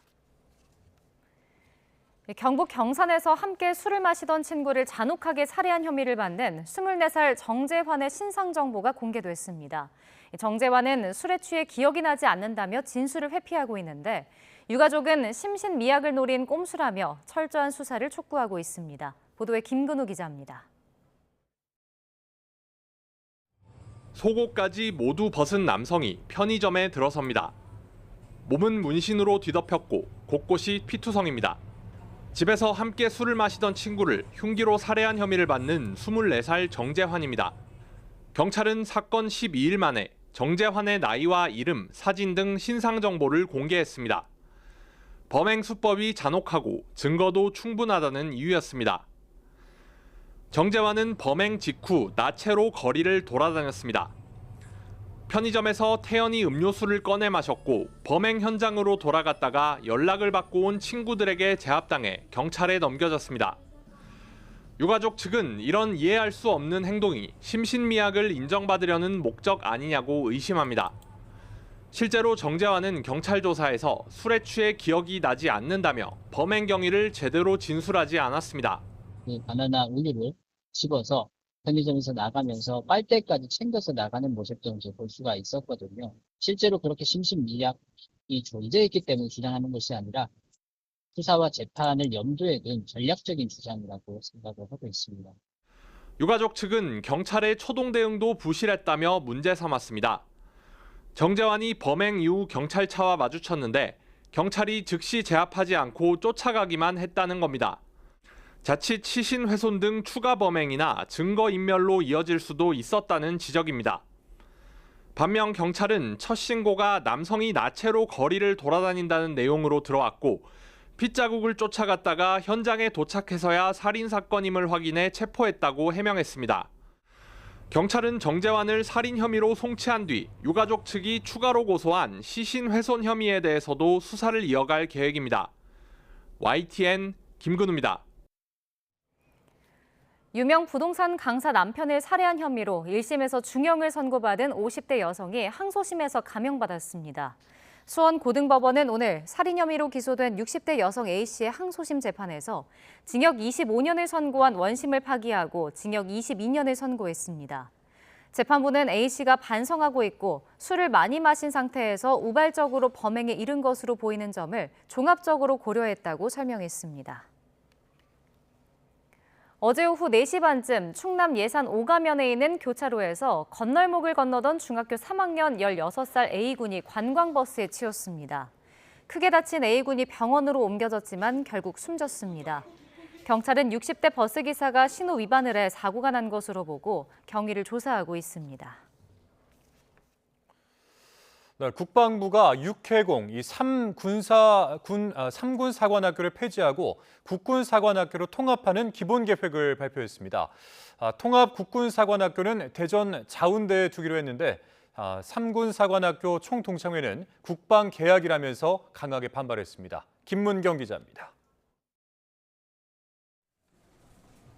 국방부가 당정 협의를 거쳐 국군 사관학교 창설 기본 계획을 제시했습니다. 3군 사관학교를 폐지하고 신설되는 국군 사관학교를 대전 자운대에 둔다는 내용이 핵심입니다. 1, 2학년은 통합 교육을 받고 3, 4학년 때 각 군으로 흩어져 전문 교육을 받도록 하겠다는 애초 계획도 국군 사관학교 내에서 교육하는 것으로 정리됐습니다. 이를 위해 국군 사관학교 본부와 육해공군 학부가 위치한 예상 조감도를 공개하고 통합 교육의 의미를 거듭 강조했습니다. 다영역 통제할 수 있는 능력을 요구하는 시대로 진화하고 있는 것입니다. 사관학교 교육도 전장이 전 영역으로 확대될 미래전에 대비할 수 있는 체계로 변해야 합니다. 그러면서 기존 3군 사관학교는 존치하되 박물관 등 기념공간 등의 형태로 활용하겠다고 밝혔습니다. 창설 시기 등 세부 계획은 앞으로 공청회 등을 거쳐 오는 10월 발표할 예정인데 3군 사관학교 총동창회는 강하게 반발했습니다. 이들은 공동 입장문에서 사관학교 폐지는 정체성과 전통을 끊으려는 획책이자 계약이라고 주장했습니다. 그러면서 장교 교육체계 개선은 기존 틀을 유지한 채 제도적 변화를 통해서도 실현할 수 있다며 모든 수단과 방법을 동원해 총궐기할 것이라고 밝혔습니다. 안규백 장관은 개혁은 국민의 신뢰를 바탕으로 이루어져야 한다며 앞으로 국민 의견을 적극 수렴해 나가겠다고 강조했습니다. YTN 김문경입니다. 서울 용산경찰서가 군무이탈 의혹에 대해서 안규백 국방부 장관이 국회에서 허위 증언했다며 고발한 김영수 국방권익연구소장을 소환해 조사하고 있습니다. 김 소장은 경찰에 출석하면서 실체적 진실을 밝히기 위해서는 병적 자료와 인사명령서를 공개하고 국방부와 안 장관이 군무이탈 의혹에 대해서 소상히 설명해야 한다고 말했습니다. 김 소장은 지난달 27일 안 장관이 국회 인사청문회에서 방위병 복무 중 군무이탈 사실이 없다고 답변한 것이 허위 증언에 해당한다며 경찰에 고발장을 제출했습니다. 리오넬 메시가 벼랑 끝에서 아르헨티나를 구해내며 2대회 연속 월드컵 결승에 진출했습니다. 메시는 잉글랜드와의 준결승전에서 후반 막판 도움 2개로 팀의 역전승을 이끌었습니다. 김동민 기자입니다. 디펜딩 챔피언 아르헨티나가 축구 종가 잉글랜드도 넘어섰습니다. 잉글랜드는 후반 10분 앤서니 고든이 선제골을 넣었습니다. 아르헨티나는 공격적으로 선수를 교체하며 파상 공세를 펼쳤고 잉글랜드는 픽포드 골키퍼의 선방으로 버텼습니다. 잉글랜드는 메시의 슈팅은 한 개로 막았지만 그의 발끝에서 시작되는 공격은 막지 못했습니다. 후반 40분, 메시는 잉글랜드 선수들이 자신에게 몰리자 빈 공간에 있던 엔소 페르난데스에게 공을 내줬고 페르난데스는 강력한 중거리 슛으로 동점골을 터뜨립니다. 그리고 후반 추가 시간, 메시가 이번에는 오른발 택배 크로스로 라우타로 마르티네스의 헤더 역전골을 돕습니다. 주로스는 왼발이 아니라 오른발로 올려준 크로스였습니다. 잉글랜드는 선제골을 넣은 뒤 수비 라인을 뒤로 내렸지만 결과적으로 패착이 됐습니다. This is way bigger than anything. Beating England in the semi-finals is a dream come true. 걸어 다니다가도 결정적일 때 스피드를 내고 슈팅할 때와 패스할 때, 드리블할 때를 선택하는 판단력에서 타의 추종을 불허하는 축구 천재 메시. 음바페와 함께 8골로 득점 공동 1위인 메시는 월드컵 최초로 득점상까지 바라보고 있습니다. 북중미 월드컵 결승은 스페인 대 아르헨티나, 3, 4위전은 잉글랜드와 프랑스가 대결합니다. YTN 김동민입니다. 오늘 밤부터 또다시 충청 이남 곳곳에 산발적으로 비가 내립니다. 제헌절인 내일도 계속해서 비구름이 유입되면서 충청 이남을 중심으로 장맛비가 오겠고 밤에는 수도권으로도 확대되겠는데요. 호남과 경남의 최고 80mm, 충청과 경북의 20에서 60mm의 비가 예상되고 돌풍과 벼락도 동반되겠습니다. 무더운 날씨도 계속됩니다. 오늘 밤사이 남부지방을 중심으로 열대야가 나타나겠고 내일 낮에도 서울 기온이 32도, 대전 30도, 대구 32도까지 오르는 등 예년보다 덥겠습니다. 남은 연휴에는 전국에 비가 내리는 가운데 중서부를 중심으로 극한 호우가 쏟아지면서 매우 많은 비가 내릴 전망입니다. 날씨 정보였습니다.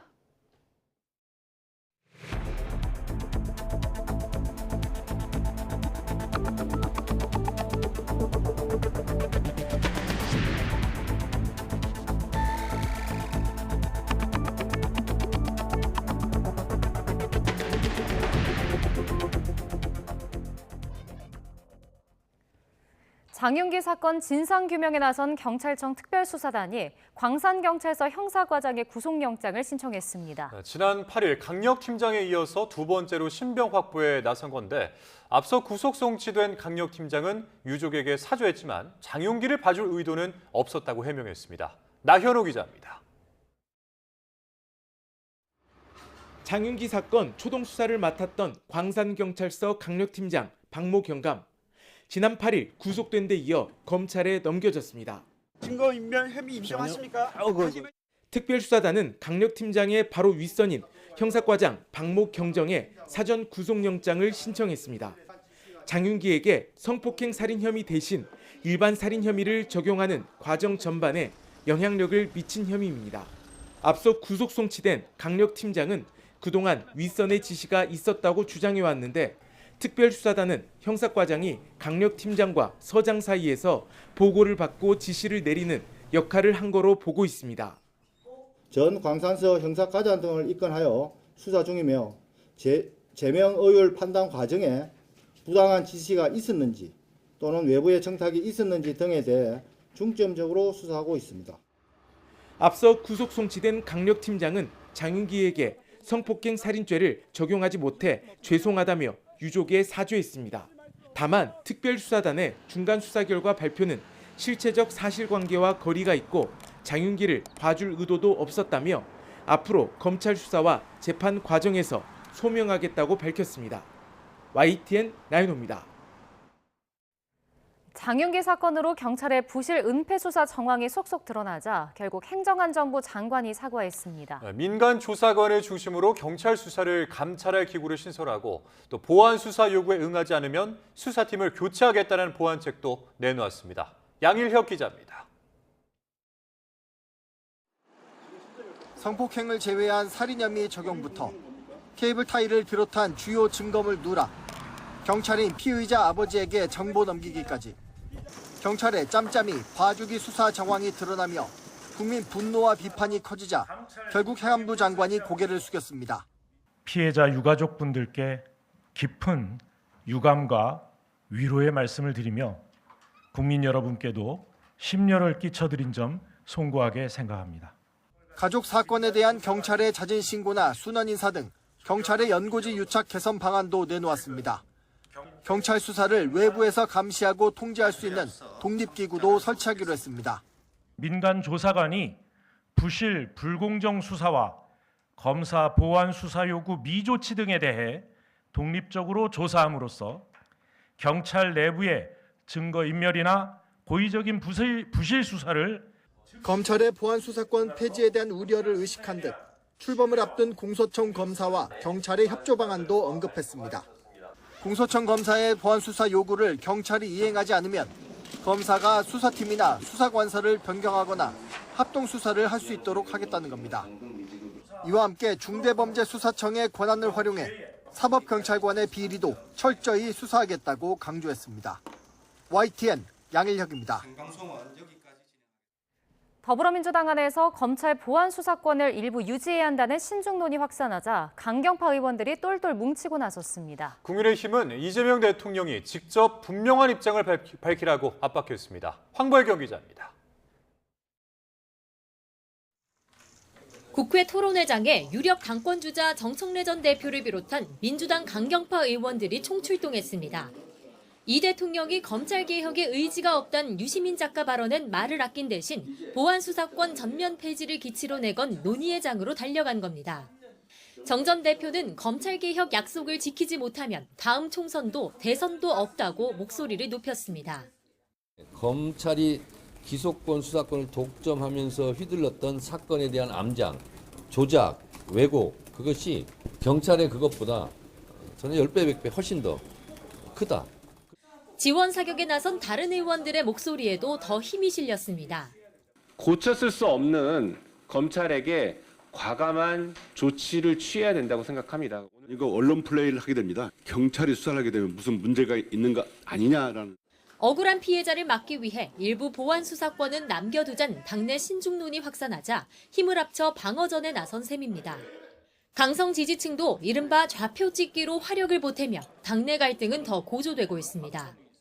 국민과 함께 가야 되기 때문에 저도 방향을 바꿨다가 우리 강성 지지층으로부터 못 살겠습니다. 전화, 문자 폭탄에. 국민의힘은 틈새를 파고들며 이 대통령까지 정조준했습니다. 이재명 대통령은 보안 수사권에 대한 분명한 입장을 밝히십시오. 애매한 태도를 보일수록 유시민 작가의 말처럼 필연적인 실패의 길로 국민의힘은 보안 수사권 유지를 담은 대안입법으로 맞불도 놓은 상태입니다. 폐지 법안을 심사 중인 국회 법사위는 다음 주 민주당 내 일부 존치안과 국민의힘 안건까지 병합해 심사에 들어갑니다. 민주당은 세간의 우려를 충분히 알고 있다며 뒤늦게 전문가 의견 수렴 등 수기 절차를 거치겠다고 밝혔습니다. 그러나 야당 반발에다 당권 경쟁과 맞물린 여당 내 파열음까지 더해지면서 보안 수사권 전국은 안개 속입니다. YTN 황보혜경입니다. 경찰청 국가수사본부 가덕도 테러 TF가 출범 6개월 만에 이재명 대통령 흉기 피습 사건에 대한 최종 수사 결과를 발표했습니다. 그동안 제기됐던 배우 세력 의혹에 대해서는 배우를 특정할 만한 증거는 확인되지 않았다고 밝혔습니다. 이수빈 기자입니다. 지난 2024년 1월 부산 가덕도에서 당시 더불어민주당 대표였던 이재명 대통령이 한 남성으로부터 피습당했습니다. 좀 거치 표명 예고했는데 입장이 어떠세요? 지지자인 척 다가가 흉기를 휘두른 60대 남성 김모 씨는 현장에서 체포됐고 당시 경찰은 살인미수 등 혐의를 적용해 사건을 송치하며 수사를 마무리했습니다.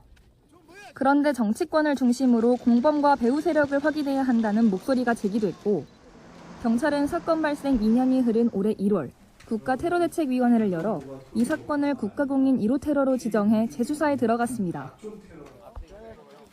60여 명 규모의 TF까지 꾸려 6개월 가까이 다시 사건을 들여다본 경찰은 배후 세력은 없다고 결론 내렸습니다. 김 씨의 편향적인 사고와 극단적 성격, 공범의 조력이 합쳐지며 범행하게 됐다는 게 경찰의 최종 판단입니다. 김 씨는 지난 2018년부터 자신의 정치 성향에 맞는 유튜브 영상을 꾸준히 봤는데 프로파일링 결과 정치적 신념에 맞는 정보만 선택적으로 받아들이고 편향적으로 해석한 것으로 분석됐습니다.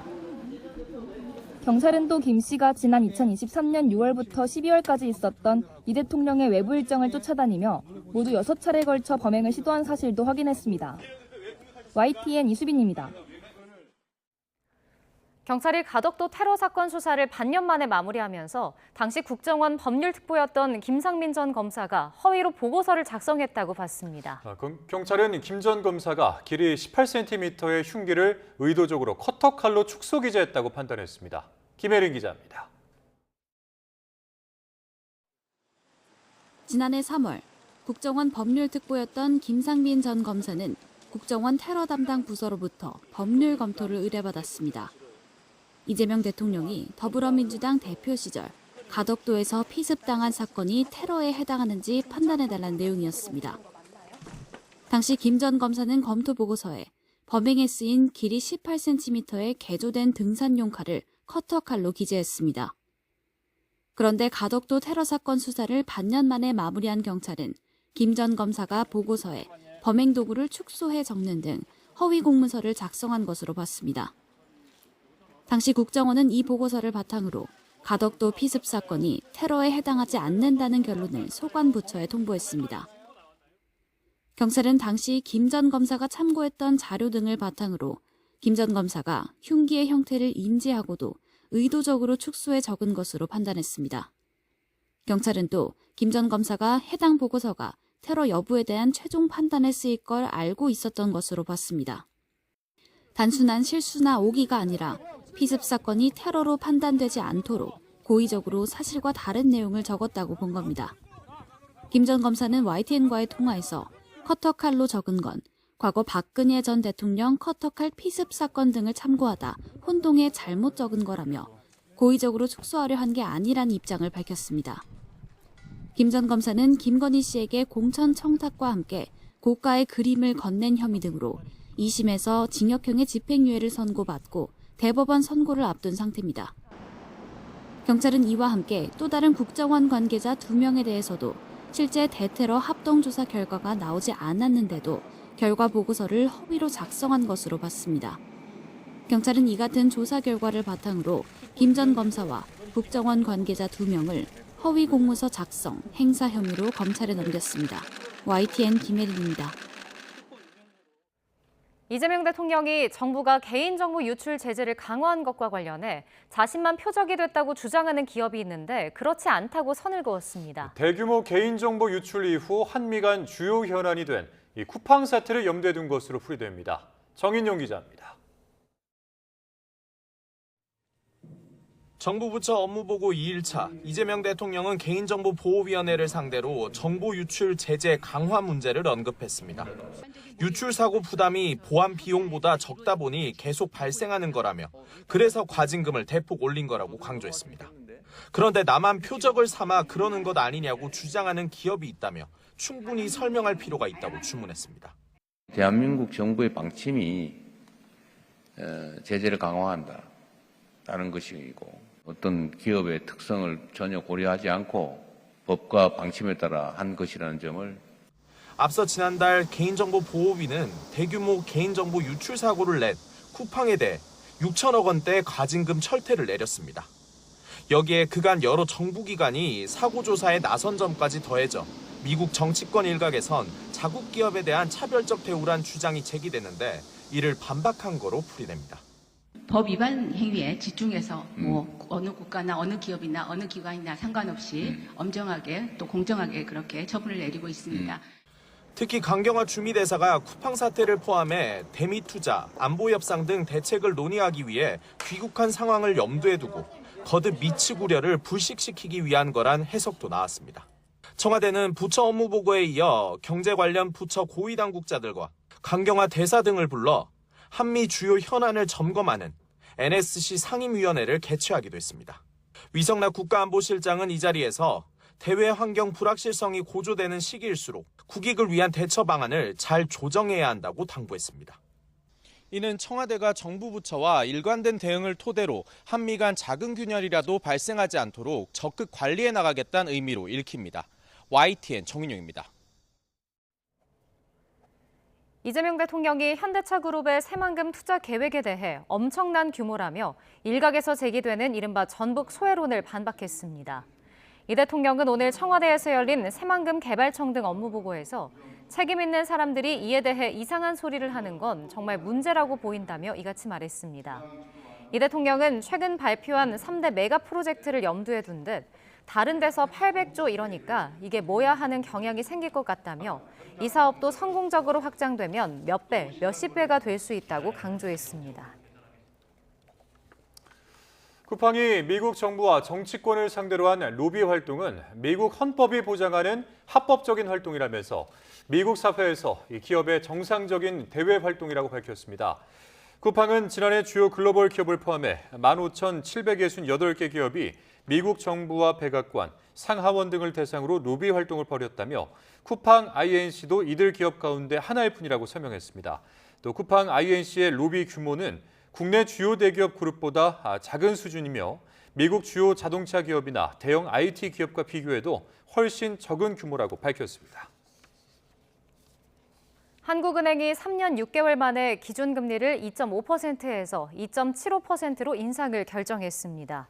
한국은행 금융통화위원회는 오늘 물가 상승률이 상당 기간 목표 수준을 넘어서고 금융안정 측면의 리스크도 지속되고 있는 만큼 기준금리 0.25%포인트 인상이 적절하다고 판단했다고 밝혔습니다. 한은 금융통화위원회는 세계 경제에 대해 중동 불확실성에도 AI 투자로 성장세를 지속할 것으로 보이고 물가는 당분간 높은 오름세를 나타낼 것으로 예상된다고 분석했습니다. 신현송 한국은행 총재가 기준금리의 8월 인상 여부에 대해서는 모든 가능성을 열어두겠다고 말했습니다. 신 총재는 통화 정책의 경로는 사전에 결정해서 움직이는 게 아니라면서도 앞으로 나올 데이터가 중요한 게 많다며 어느 한쪽으로 단언할 수는 없다고 강조했습니다. 인플레이션이 목표 수준보다 높은 상황이 얼마나 지속할 것으로 보느냐는 질문에 대해서는 통화 정책 대응에 따라 근원 물가 궤적이 바뀐다며 통화 정책을 잘 쓴다면 목표 수준보다 오랫동안 높게 유지되지 않을 것이라고 답했습니다. 정부가 연 부동산 세제 관련 토론회에서 종부세 부과 기준을 주택수가 아닌 가액 기준으로 바꿔 초고가 주택 보유 부담을 늘려야 한다는 의견이 나왔습니다. 다주택자 양도세 중과는 완화해서 시장에 매물이 나오게 해야 한다는 의견도 잇따랐습니다. 이승은 기자입니다.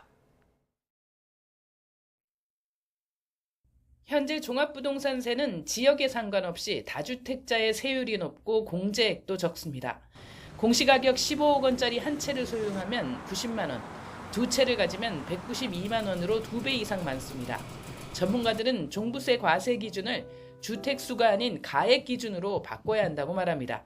지방의 여러 채보다는 결국 수도권의 똘똘한 한 채를 선호할 수밖에 없는 상황을 만들고 있다는 부분들을 고려할 필요가 있겠습니다. 주택 가액을 기준으로 하는 게 사실 이제 형평성에 더 맞는다는 생각이 들고요. 장기 보유 위주로 설계된 종부세 1세대 1주택 세액공제 혜택을 실거주 기준으로 손봐야 한다는 주장도 이어졌습니다. 역시 이 보유는 투기를 조장할 수 있기 때문에 실거주 기간으로 대체할 필요가 있습니다. 보유세 강화의 강도와 적용 기준선에 대해서는 의견이 엇갈렸습니다. 양도세와 관련해서는 장기 보유 특별공제를 보유에서 실거주 중심으로 제도를 재설계해야 한다는 의견이 다수였습니다. 또 보유세를 인상한다면 다주택자 양도세 중과폭을 낮춰 매물이 나올 수 있도록 해야 한다는 의견도 잇따랐습니다.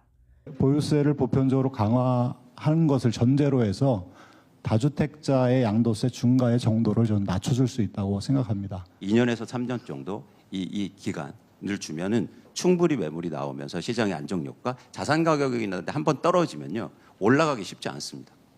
보유세를 많이 낸 만큼 나중에 양도소득세를 감면해주는 연동 방식을 쓰자는 대안도 나왔습니다.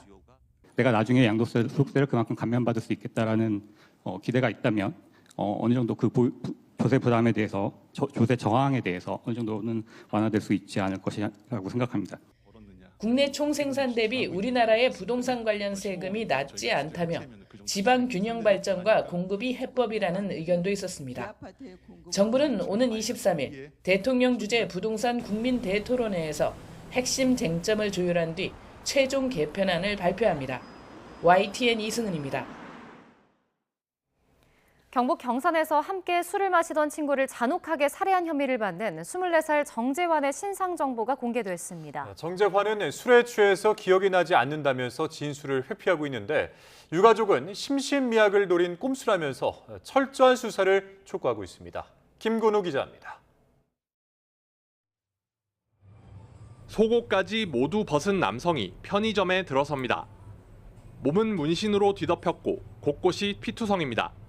집에서 함께 술을 마시던 친구를 흉기로 살해한 혐의를 받는 24살 정재환입니다. 경찰은 사건 12일 만에 정재환의 나이와 이름, 사진 등 신상 정보를 공개했습니다. 범행 수법이 잔혹하고 증거도 충분하다는 이유였습니다. 정재환은 범행 직후 나체로 거리를 돌아다녔습니다. 편의점에서 태연히 음료수를 꺼내 마셨고 범행 현장으로 돌아갔다가 연락을 받고 온 친구들에게 제압당해 경찰에 넘겨졌습니다.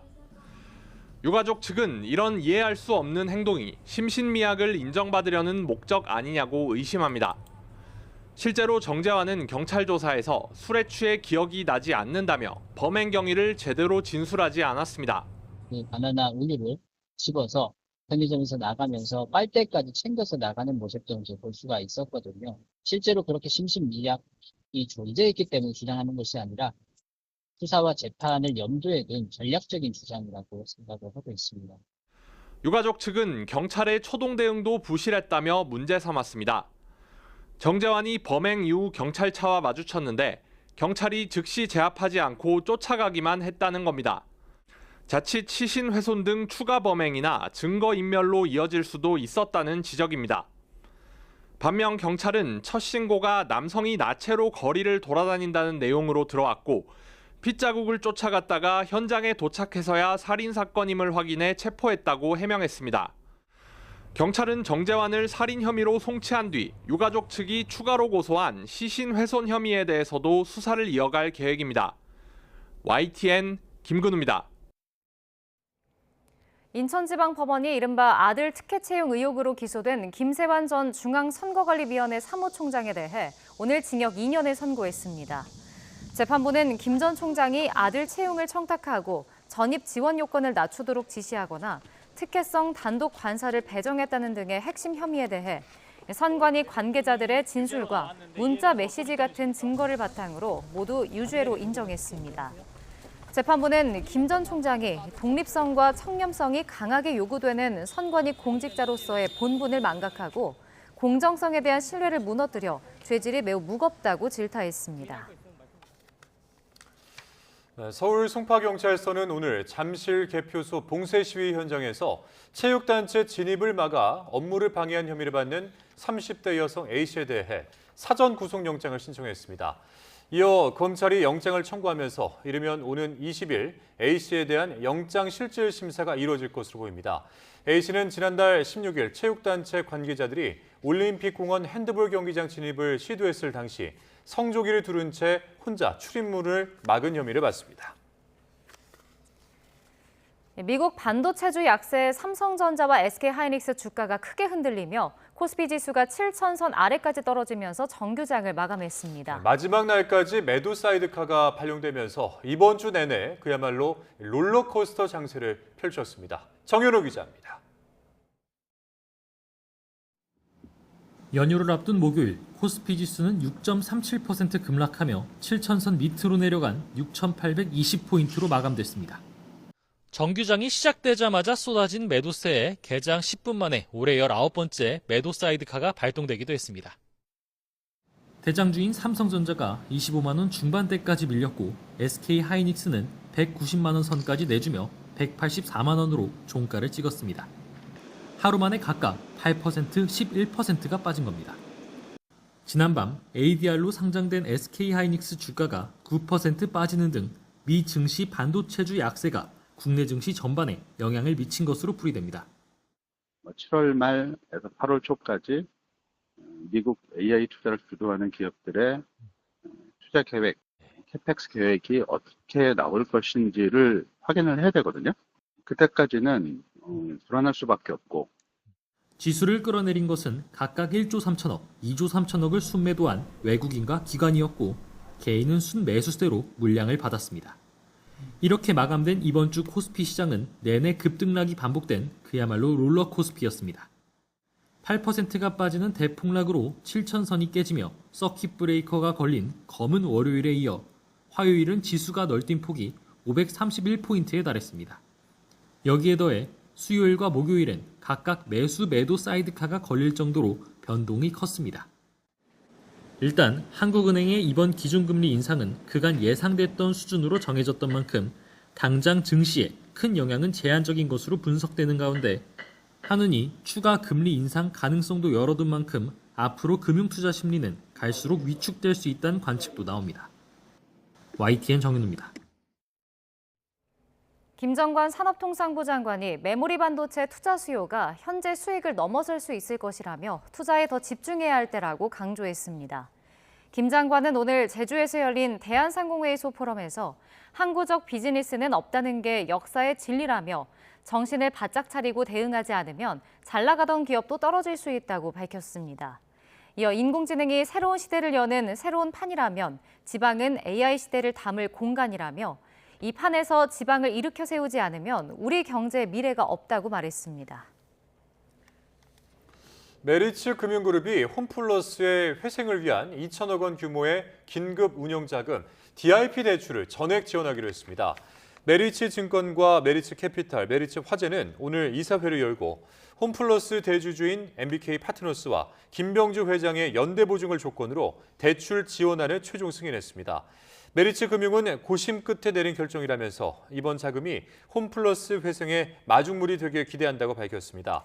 홈플러스는 즉시 항고 기한인 오는 20일까지 서울회생법원에 관련 서류를 제출할 예정입니다.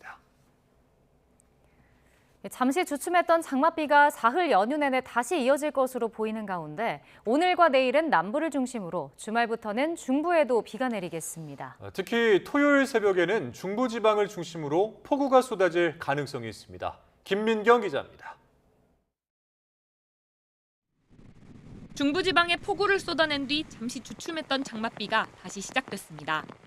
남쪽에서 따뜻하고 습한 공기가 유입돼 정체전선이 다시 활성화되면서 이번에는 남부지방이 먼저 영향권에 들었습니다. 내일까지 남부 내륙에는 최대 80mm, 충청의 많게는 60mm의 비가 예상됩니다. 모레부터는 정체전선에서 저기압이 발달하면서 비구름이 중부지방까지 확대되겠습니다. 이번에도 강한 비는 취약 시간대인 새벽에 집중될 전망입니다. 토요일 새벽부터 오전 사이 중부지방을 중심으로는 시간당 50mm에 달하는 폭우가 쏟아질 가능성이 있습니다. 정체전선의 단순한 모습보다 중규모 저기압이 관여를 하기 때문에 비구름의 강도가 좀 더 강해지며 폭우가 지나갔다 해도 안심하기는 이릅니다.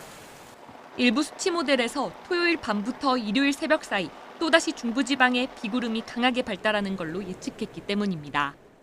18일, 19일에 대한 예상 강수량은 대폭 증가할 가능성이 있기 때문에 특히나 위험기상과 더불어 수시 브리핑을 추가적으로 실시하게 됩니다.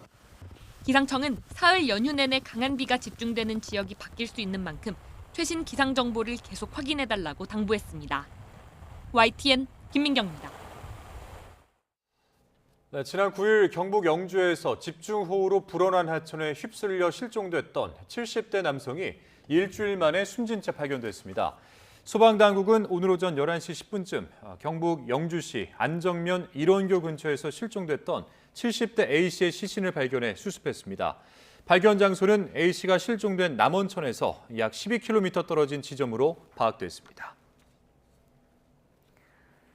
트럼프 미국 대통령이 이란 발전소와 교량 공격 시한을 정하지 않겠다며 하루 만에 말을 바꿨습니다. 이란은 종전 합의를 이행할 필요가 없어졌다며 호르무즈 해협 사수를 선언했습니다. 워싱턴에서 홍상희 특파원이 보도합니다.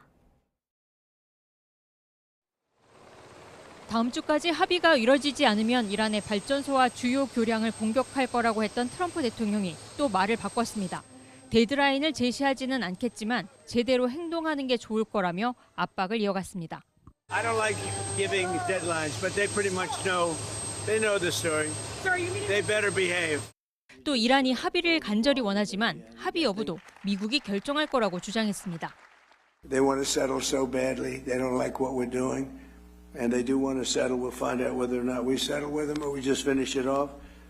닷새째 대이란 공격을 이어간 미국은 이란 이슬람 혁명 수비대에 무기를 조달해온 개인 3명과 단체 4곳에 대한 제재도 추가했습니다.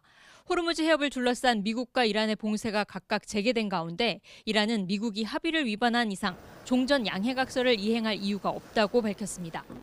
من عبارت مسله کردن رو استفاده کردم. آقای غریب‌آبادی گفتن متلاشی شده. دلیلش این است که طرف مقابل از همون ابتدای بند اول شروع کرده به بدعهدی پیمان شکنی. 이란 협상단을 이끄는 갈리바프 이란 의회 의장은 이란의 국가안보가 호르무즈 해협 통제권 유지에 달려있다면서 호르무즈 사수를 천명했습니다. 하지만 군사와 외교를 분리하지는 않겠다며 협상이 타협을 의미하지는 않는다고 덧붙였습니다. 미국과 이란이 협상 가능성을 열어놨지만 이란이 호르무즈 해협 사수를 최우선 목표로 강조하면서 대화가 재개되더라도 돌파구 마련은 쉽지 않을 것으로 보입니다. 워싱턴에서 YTN 홍상입니다. 미국과 이란 간 무력 충돌이 격화하는 가운데 이란이 억류 중이던 미국인을 전격 석방했습니다. 이에 트럼프 대통령도 선의에 감사하다며 이례적으로 화해의 손짓을 보냈는데요. 이번 유화 조치가 양국의 대화 재개로 이어질 수 있을지 주목됩니다. 보도에 황윤태 기자입니다. 도널드 트럼프 미국 대통령이 현지 시간 15일 이란에 억류돼 있던 미국 시민이 무사히 이란을 벗어났다며 이란의 선의에 깊은 감사를 표했습니다. 해외 억류 미국인 구출에 각별한 소명의식을 강조해온 트럼프 대통령에게 이번 조치는 최대의 외교적 선물로 평가됩니다. 풀려난 인물은 미 재무부의 승인을 받고 빈곤 아동 구호단체를 운영해온 미국 이란 이중 국적자 데나 카랄입니다. 간첩행위 혐의로 1년 반 넘게 이란 정보보안부의 신문을 받다가 최근 심장마비까지 발생하자 마쿠 협상 끝에 전격 출국 허가를 받았습니다. 무엇보다 이번 석방은 미국이 이란 남부를 연일 폭격해 300명 넘는 사상자가 발생하는 등 양국 대치가 최고조에 달한 가운데 이뤄졌습니다. 전문가들은 과거 동결자금 해제 같은 경제적 실리를 노렸던 인질 석방과는 차원이 다른 전면전 방지용 출구 전략이라고 분석합니다. 카라리가 자칫 이란 당국 통제하에 숨질 경우 걷잡을 수 없는 보복 공격으로 이어질 수 있는 치명적 안보 리스크를 서둘러 피했다는 겁니다. 미사일이 오가는 극단적인 상황 속에서도 스위스나 오만 등을 통한 양국 간 마쿠 소통 채널이 굳건히 작동하고 있음도 확인됐습니다. 하지만 과제는 여전히 남아 있습니다. 미 국무부에 따르면 부모를 뵙기 위해 이란을 찾았다 붙잡힌 언론인 레자 발리자데 등 최소 6명의 미국인이 여전히 억류돼 있습니다. 생존을 택한 이란의 이번 유화 조치가 남은 억류자 문제 해결과 일촉즉발의 중동 위기를 가라앉힐 협상 테이블 마련으로 이어질지 주목됩니다. YTN 황윤태입니다. 대한체육회가 차기 선거부터 사실상 직선제 도입을 위한 정관을 개정했습니다. 개선안에 따르면 선거인단은 기존보다 41배 늘어난 9만 2천여 명입니다. 당장 현안인 대한축구협회장 선거에도 영향을 미칠 전망입니다. 이경재 기자입니다. 지난 2월 총회에서 의결이 보류된 대한체육회장 선거인단 확대안. 5달 동안 공청회와 설명회 등으로 의견을 수렴한 대한체육회가 개선안을 내놓았습니다. 선거인단은 기존의 추첨을 통한 2,244명에서 9만 2천여 명으로 41배 늘어납니다. 임원과 심판, 지도자는 등록인 모두, 선수는 전국체전 출전 등의 자격 요건을 둬서 사실상의 직선제입니다. 대한체육회는 임시대의원 총회에서 일단 정관 개정을 의결하고 개선안은 추후 이사회에서 통과시킬 계획입니다. 앞으로 현장이 중심이 될 수 있는 더욱더 공정하고 투명하고 그리고 다양성을 갖춘 그런 체육회가 될 거라고 확신하고 있습니다. 대한체육회는 개정안의 큰 틀에 맞춰 현안인 대한축구협회장 선거제도 개선에도 속도를 냅니다. 이번 달 말 이사회를 열어 100명에서 300명으로 되는 종목단체장 선거인단 규정을 폐지하고 60일인 보궐선거 기한도 최대 8개월로 개정할 계획입니다. 저희 대한체육회 기준으로 가이드를 삼으면 충분히 이 현장에 설득력 있는 어떤 그런 선거인단을 갖고 선거를 할 수 있는 분위기가 조성될 수 있지 않을까라는 생각이 듭니다. 이에 따라 대한축구협회도 달라진 상위단체의 규정에 맞게 정관과 회장 선거 관리 규정을 개정해서 대한체육회의 승인을 받아야 하는데 내부 반발이 뒤따를지는 지켜볼 대목입니다. YTN 이경재입니다. 국회 문화체육관광위원회가 오는 22일 개최하기로 한 대한축구협회 청문회를 늦추기로 했습니다. 더불어민주당 소속 문체위원들은 오늘 보도자료에서 국민의힘의 참여를 거듭 요청했지만 현재까지 응하지 않고 있다면서 이같이 밝혔습니다. 이어 원구성 협상이 막바지에 이른 점 등을 감안해서 가급적 여야가 함께하는 청문회를 위해 이달 안에는 일정을 조정할 것이라고 덧붙였습니다. 미성년자 성매매 등의 혐의로 경찰 수사를 받는 최영중 청주시 의원이 사직서를 제출했습니다. 최 의원이 개인 사정을 이유로 사직서를 제출한 것으로 파악됐는데 동료 의원을 통해서 시의회에 전달한 것으로 전해졌습니다. 최 의원은 중학생과 부적절한 관계를 맺고 성착취물을 제작한 혐의로 경찰이 사무실과 자택 등에 대한 강제 수사를 벌이기도 했습니다.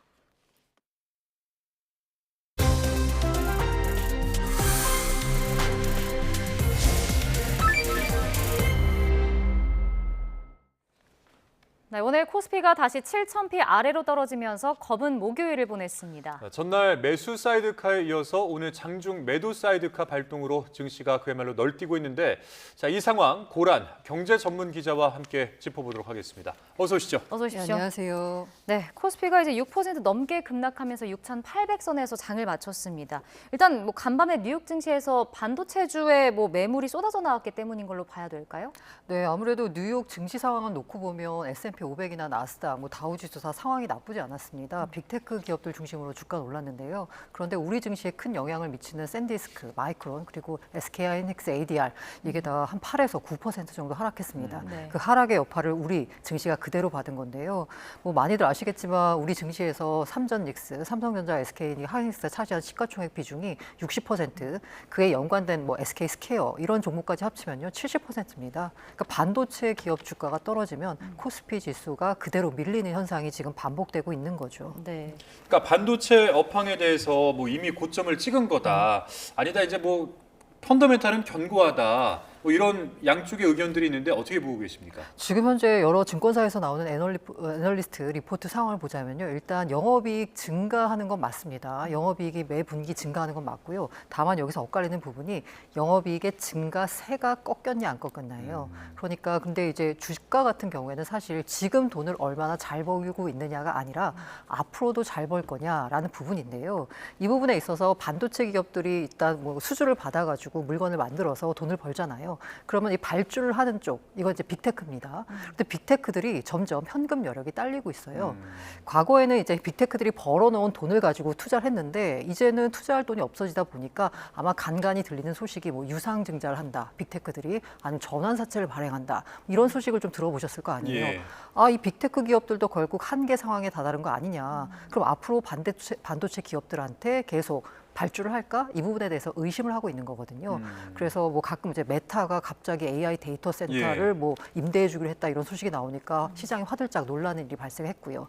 그래서 고점이냐 아니면 펀더멘탈이 견고하냐에 대해서는 사실 우리 반도체 기업들의 실적도 중요하지만 이달 하순에 잇따라 발표되는 빅테크 기업들의 실적 발표가 중요할 것 같습니다. 두 가지를 확인하셔야 될 텐데요. 일단 첫 번째는 빅테크 기업들 우리 돈 많다. 현금 흐름이 있다거나 아니면 어떤 식으로든 현금을 확보했다라는 부분이요. 두 번째는 이 돈 갖고 우리 투자 계속할 거야 라는 메시지를 시장에 줘야지 아마 반도체 기업들, 우리 기업들의 주가도 다시 상승 쪽으로 방향을 틀지 않을까라는 생각이 듭니다. 네, 그러니까 실적 발표를 좀 주의 깊게 살펴봐야 될 것 같고요. 근데 이제 요새 이제 증시를 보면 매일 급등락도 심하고 사실 변동성이 크지 않습니까? 네. 오늘도 이제 매도 사이드카가 발동됐는데 올해 18번째거든요. 이게 하루 걸러 하루 발동되는 느낌인데 정부가 이제 단일 종목 레버리지 ETF를 주요 원인으로 보는 것 같더라고요. 네.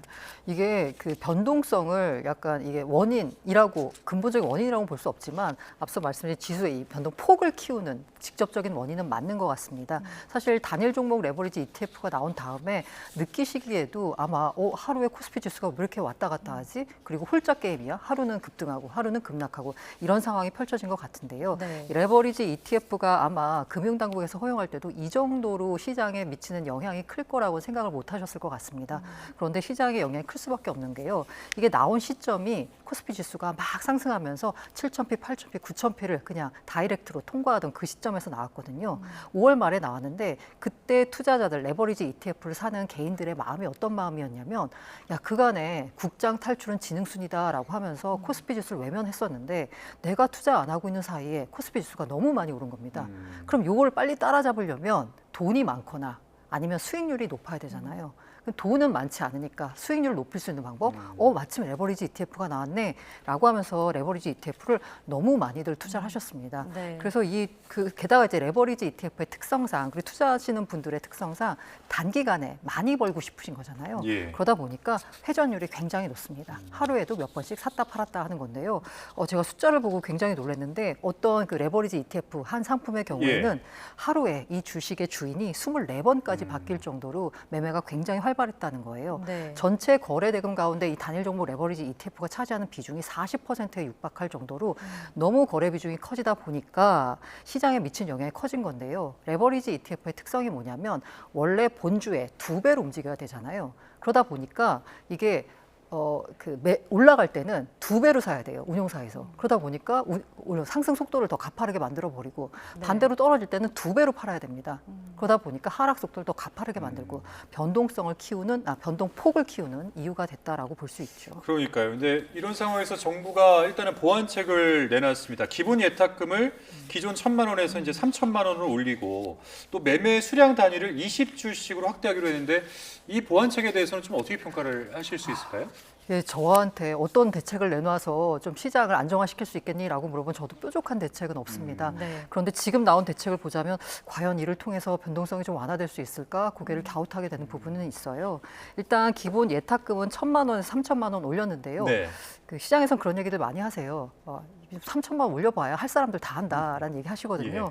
다만 이번에 3,000만 원 올린 게 조금 의미가 있는 게 뭐냐면 이 3,000만 원 기준이 전액 현금입니다. 네. 기존에 1,000만 원은요. 주식을 갖고 있으면 그거의 70%까지 가액을 인정해 줬거든요. 그러니까 사실상 현금 300만 원만 있으면 레버리지 ETF를 투자할 수 있었는데 3,000만 원은 진짜 현금 3,000만 원이 있는 분들만 투자하게 되는 거니까 아무래도 접근성, 그러니까 장벽을 좀 높였다라고 볼 수 있고요. 또 20주씩 매수 매도를 한다는 건 이제 한두 주씩 막 팔면서 약간 그 매매 심리를 부추기는 거. 어쨌든 거래 단위가 커지면 투자할 때 좀 신중할 수밖에 없잖아요. 네. 그렇게 좀 거래 장벽을 만들었다라고 볼 수 있는데 그리고 그밖에 뭐 신규 상품 잠정 판매 중단하고 그리고 거래 중인 상품 관련돼서 광고 마케팅 중단하고 이수교육 3시간으로 연장한다라고 했었는데요. 과연 이번 대책을 통해서 변동성이 완화가 될지는 조금 걱정이고요. 네. 오히려 이렇게 되면은 사실 기왕에 투자하고 계신 분들은 계속 투자하시는 거잖아요. 근데 신규 진입이 힘들어지는 거잖아요. 그러니까 기왕에 투자하시는 분들의 경우에는 본전 회복하면 빨리 팔고 나가야지 하시는 분들이 많을 것 같아요. 근데 이제 다시 말하면 근데 본전 회복하려면 레버리지 상품으로 돈이 들어와서 지수가 빠르게 올라야 되잖아요. 근데 돈이 들어오는 건 힘들어졌어요. 그렇기 때문에 주가 더 안 오르겠네? 라고들 생각하시나 봐요. 이 대책 발표가 나온 다음에 그 넥스트 시장이라고 왜 한국거래소 다음에 열리는 시장 있잖아요. 애프터마켓. 네, 애프터마켓에서 하이닉스 주가가 더 떨어졌습니다. 이게 아마 시장이 보기에는 오히려 이 조치가 변동성을 완화시키기보다는 오히려 상승 쪽으로 가는 길목을 좀 잡는 거 아닌가, 발목을 잡는 거 아닌가라고 해석한 것 같은데요. 어쨌든 저는 개인적으로 좀 효과를 발휘했으면 하는 바람인데 실효성이 있을까 걱정이 되는 부분이긴 합니다. 네, 그러니까 이번에 나온 보완 대책들이 이제 변동성을 완화할 수 있을지는 좀 미지수다라는 말씀이신데 이게 단일 종목 ETF 상품 거래 대금이 13조를 이미 넘었고 신규 유입 차단 효과가 있을지 모르겠다 이런 전망도 있더라고요. 같은 맥락인 걸까요? 네, 맞습니다. 예, 앞서 말씀드린 대로 그 레버리지 할 사람들 3,000만 원 어디선가 다 구해와서 할 거다라고 하면서요. 굉장히 이 조치에 대해서 비판적으로 보시는 분들은 1,000만 원 잃을 걸 3,000만 원 이렇게 만들었네. 라고 아주 비판적으로 보시는 분들도 있습니다. 사실 지금 와서 대책을 내놓는 게 제가 저게 어렵다라는 말씀을 드렸는데요. 좀 아쉬운 부분은 출시할 때부터 조금 더 정교하게 상품을 설계해서 이렇게 일반 투자자들이 무분별하게 투기성으로 접근하는 경로를 좀 차단했어야 되는데 좀 아쉬운 부분이긴 합니다. 근데 이게 그러면 한번 만들어진 거면은 상장 폐지를 뭐 시킬 수는 없는 겁니까? 왜냐면 후회한다라는 이야기도 제가 들었었고 하니까. 근데 상장 폐지를 시켰을 때 갖고 올 시장에 있는 여파가 훨씬 더 크기 때문에 혼란이 오히려 더 크기 때문에요. 상장 폐지는 쉽지가 않고요. 그리고 법적으로도 상장 폐지할 수 있는 근거가 없습니다. 단순히 변동성을 키웠다라는 이유만으로 상장 폐지할 수는 없거든요. 뭔가 규정에 있어야지만 상장 폐지가 가능한데 단일 종목 레버리지를 상장 폐지시키기 위해서 또 다른 규정을 만든다? 그건 좀 너무 나간 조치죠. 네. 자, 그런가 하면 이제 한국은행이 0.25%포인트 기준금리 인상을 결정했습니다. 이제 3년 6개월 만에 인상인 건데 어떤 배경에서 이런 결정이 나온 걸까요? 뭐 올릴 수밖에 없었을 것 같습니다. 한국은행에 딱 들어가시면 현판에 써 있는 게 뭐냐면요. 물가 안정입니다. 한국은행의 가장 큰 책무는 물가 안정이거든요. 그런데 6월 소비자 물가 상승률이 3.2%가 됐어요. 목표치가 2%거든요. 네. 훨씬 뛰어넘는 수치죠. 게다가 중동발 지정학적 갈등 좀 잠잠해지는가 싶었는데 또 장기화될 조짐을 보이고 있고요. 이러다 보니까 물가 상승 압력이 있으니 금리를 올릴 수밖에 없다는 판단이었을 거고요. 금리를 올려야 되는데 만약에 우리 경기가 좋지 않다라고 하면 아마 올리기도 좀 힘들었을 것 같습니다. 그런데 우리 경제 굉장히 좋습니다. 물론 이 경제가 반도체 호황 때문입니다. 그래서 양극화나 내수는 여전히 침체됐다라는 비판도 있지만 어쨌든 숫자만 놓고 보자면 우리 1분기, 2분기 성장률 굉장히 잘 나왔잖아요. 네. 수출 데이터 보자면 그 수출 5위에 오르기도 하고 있고요. 이렇게 경제에 대한 자신감이 있기 때문에 아마 금리를 올리지 않은가라는 생각이 들고 있고요. 그리고 무엇보다 지금 환율 문제가 심각하게 거론되고 있잖아요. 환율 문제의 근본 원인 중에 하나로 한미 금리 차이를 이제 언급하시는 분들도 많습니다. 예. 우리가 금리를 올려서 금리 차이를 축소시키면 아무래도 환율이 좀 안정될 것이다라는 기대감도 작용한 것 같습니다. 예, 그러니까 뭐 일단은 그 한미 간의 기준금리 폭이 역전폭이 네. 지금 1%포인트까지 좁혀졌는데 일단은 금융당국에서는 추가 긴축도 지금 시사한 상황이거든요. 네, 맞습니다. 뭐 이게 폭이 더 좁아지게 되면은 우리나라 경제에 미칠 영향 어떻게 전망하십니까? 일단 대외 부분에 있어서는 환율 관련돼 가지고요. 지금 환율이 보자면 1,500원대 위에서 막 놀고 있던 환율이 최근 들어서 SK 하이닉스 ADR 상장 등 효과에 힘입어서 1,400원대로 내려왔잖아요. 여기도 금리 차까지 이제 축소가 되니까 아무래도 환율은 1,400원대 후반에서 좀 안정화되지 않겠느냐라고 기대할 수 있어요. 이렇게 환율이 안정화되면 당연히 물가에도 긍정적입니다. 우리나라가 상당 부분 특히 원자재 같은 경우에 수입에 의존하기 때문에 수입 물가가 상당히 환율 때문에 자극을 받았는데요. 그 부분이 조금 안정화되는 측면이 있습니다. 그런데 이 금리를 올리게 되면 앞서 말씀드린 대로 경기에 대한 자신감이 있어서 하느니 금리를 올렸다라고 말씀드렸는데 이 경기가 어디가 좋냐? 반도체만, 일부 특정 대기업, 수출 대기업만 좋아요. 그렇게 되면 지금 현재 자영업자, 내수, 금리를 올리면 더 힘듭니다. 특히나 대출을 많이 받으신 일반 가계, 게다가 한계 상황에 있는 가계 차주분들은 금리가 조금만 올라도 사실 허덕허덕 하거든요. 이렇게 되면 금리 올려서 빚 갚느라고 이자 갚느라고 쓸 돈 더 없어지잖아요. 예. 그러면 내수는 더 침체되고 이런 부분은 부작용으로 나오기 때문에 이걸 이제 정부 차원에서 어떻게 하면 내수 활성화, 자영업자 대책을 마련하느냐가 또 다른 숙제가 될 수 있을 것 같습니다. 네. 이번에 기준금리 인상이 이제 부동산 시장에 또 어떤 영향을 미칠지도 관심을 모으고 있는데 집값 상승을 좀 억제할 수 있을 것으로 보시나요? 어쨌든 심리적으로 상당히 부담스러울 것 같습니다. 지금 집을 살 때요, 아마 대부분이 다 내 돈 가지고만 사진 않으시잖아요. 빚을 내서 대출을 받아서 사실 텐데 지금 주택담보대출 금리 앞자리가 바뀌는 상황입니다. 네. 사자는 보기 힘들고요. 이제 5%대 중반 넘어서서 여기서 더 가서 만약에 신용도가 조금 떨어지는 분들이 주담대 받는다라고 하시면 6%까지도 받을 수 있는 거예요. 만약에 금리가 오르면요, 월 상환액이 상당히 늘어납니다. 예를 들어서 5억 원을 30년 만기로 빌렸는데 금리가 4에서 5.5가 한다. 그럼 월 상환액이 284만 원에서 322만 원, 38만 원이 늘어나요. 체감이 확 다르네요. 이러면 예. 38만 원이 갑자기 사라지는 거잖아요. 내가 쓸 돈이. 이렇게 되면 사실 그간 주택시장의 주요 매수 주체였던 3040 영끌족들 집 사기는 더 힘들어지겠죠. 그래서 아마 부동산 시장에 진입하는 심리적인 장벽이 생길 것 같습니다. 그럼 그렇다고 부동산 가격이 안정될까? 이 부분에 대해서는 사실 그렇지 않을 거다라는 부정적 의견을 제시하는 전문가분들이 많습니다. 네, 알겠습니다. 오늘 말씀 여기까지 듣겠습니다. 지금까지 고란 경제 전문 기자와 함께했습니다. 오늘 말씀 고맙습니다. 고맙습니다.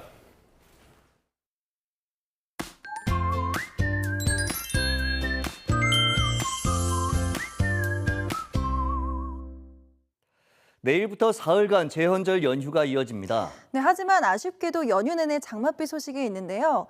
비구름이 유입되면서 점차 충청 이남으로 비가 확대되겠고 밤에는 수도권에도 비가 내리겠습니다. 특히 호남과 경남에는 최고 80mm의 많은 비가 오겠고 충청과 경북에도 최고 60mm의 다소 많은 비가 내리겠습니다.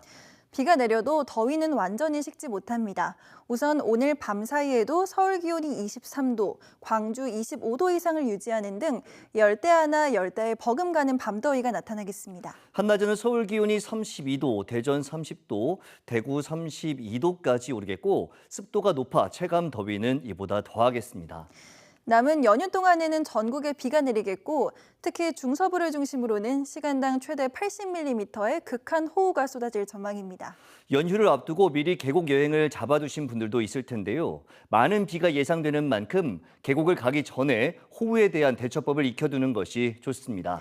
네, 우선 당장은 비가 내리지 않더라도 갑자기 강한 비가 내릴 수 있는 만큼 텐트는 물가에서 멀리 대피 통로가 확보된 곳에 설치하는 게 좋습니다. 그리고 순식간에 물이 불어날 수 있는 만큼 대피 시에는 물건을 챙기지 말고 급류를 피해 높은 능선으로 이동을 하는 것이 좋습니다. 마지막으로 키가 큰 나무 주변에서는 낙뢰 위험이 더 높기 때문에 접근을 하지 말고 구조를 요청할 때는 밝은 색의 옷을 흔들며 여러 명이 같이 외쳐주시기 바랍니다. 날씨 캔버스의 정수연, 김수현이었습니다. 이상으로 YTN 뉴스 플러스 마칩니다. 잠시 후에는 뉴스케어 오후 8시 뉴스가 방송됩니다. 함께해 주신 여러분 고맙습니다.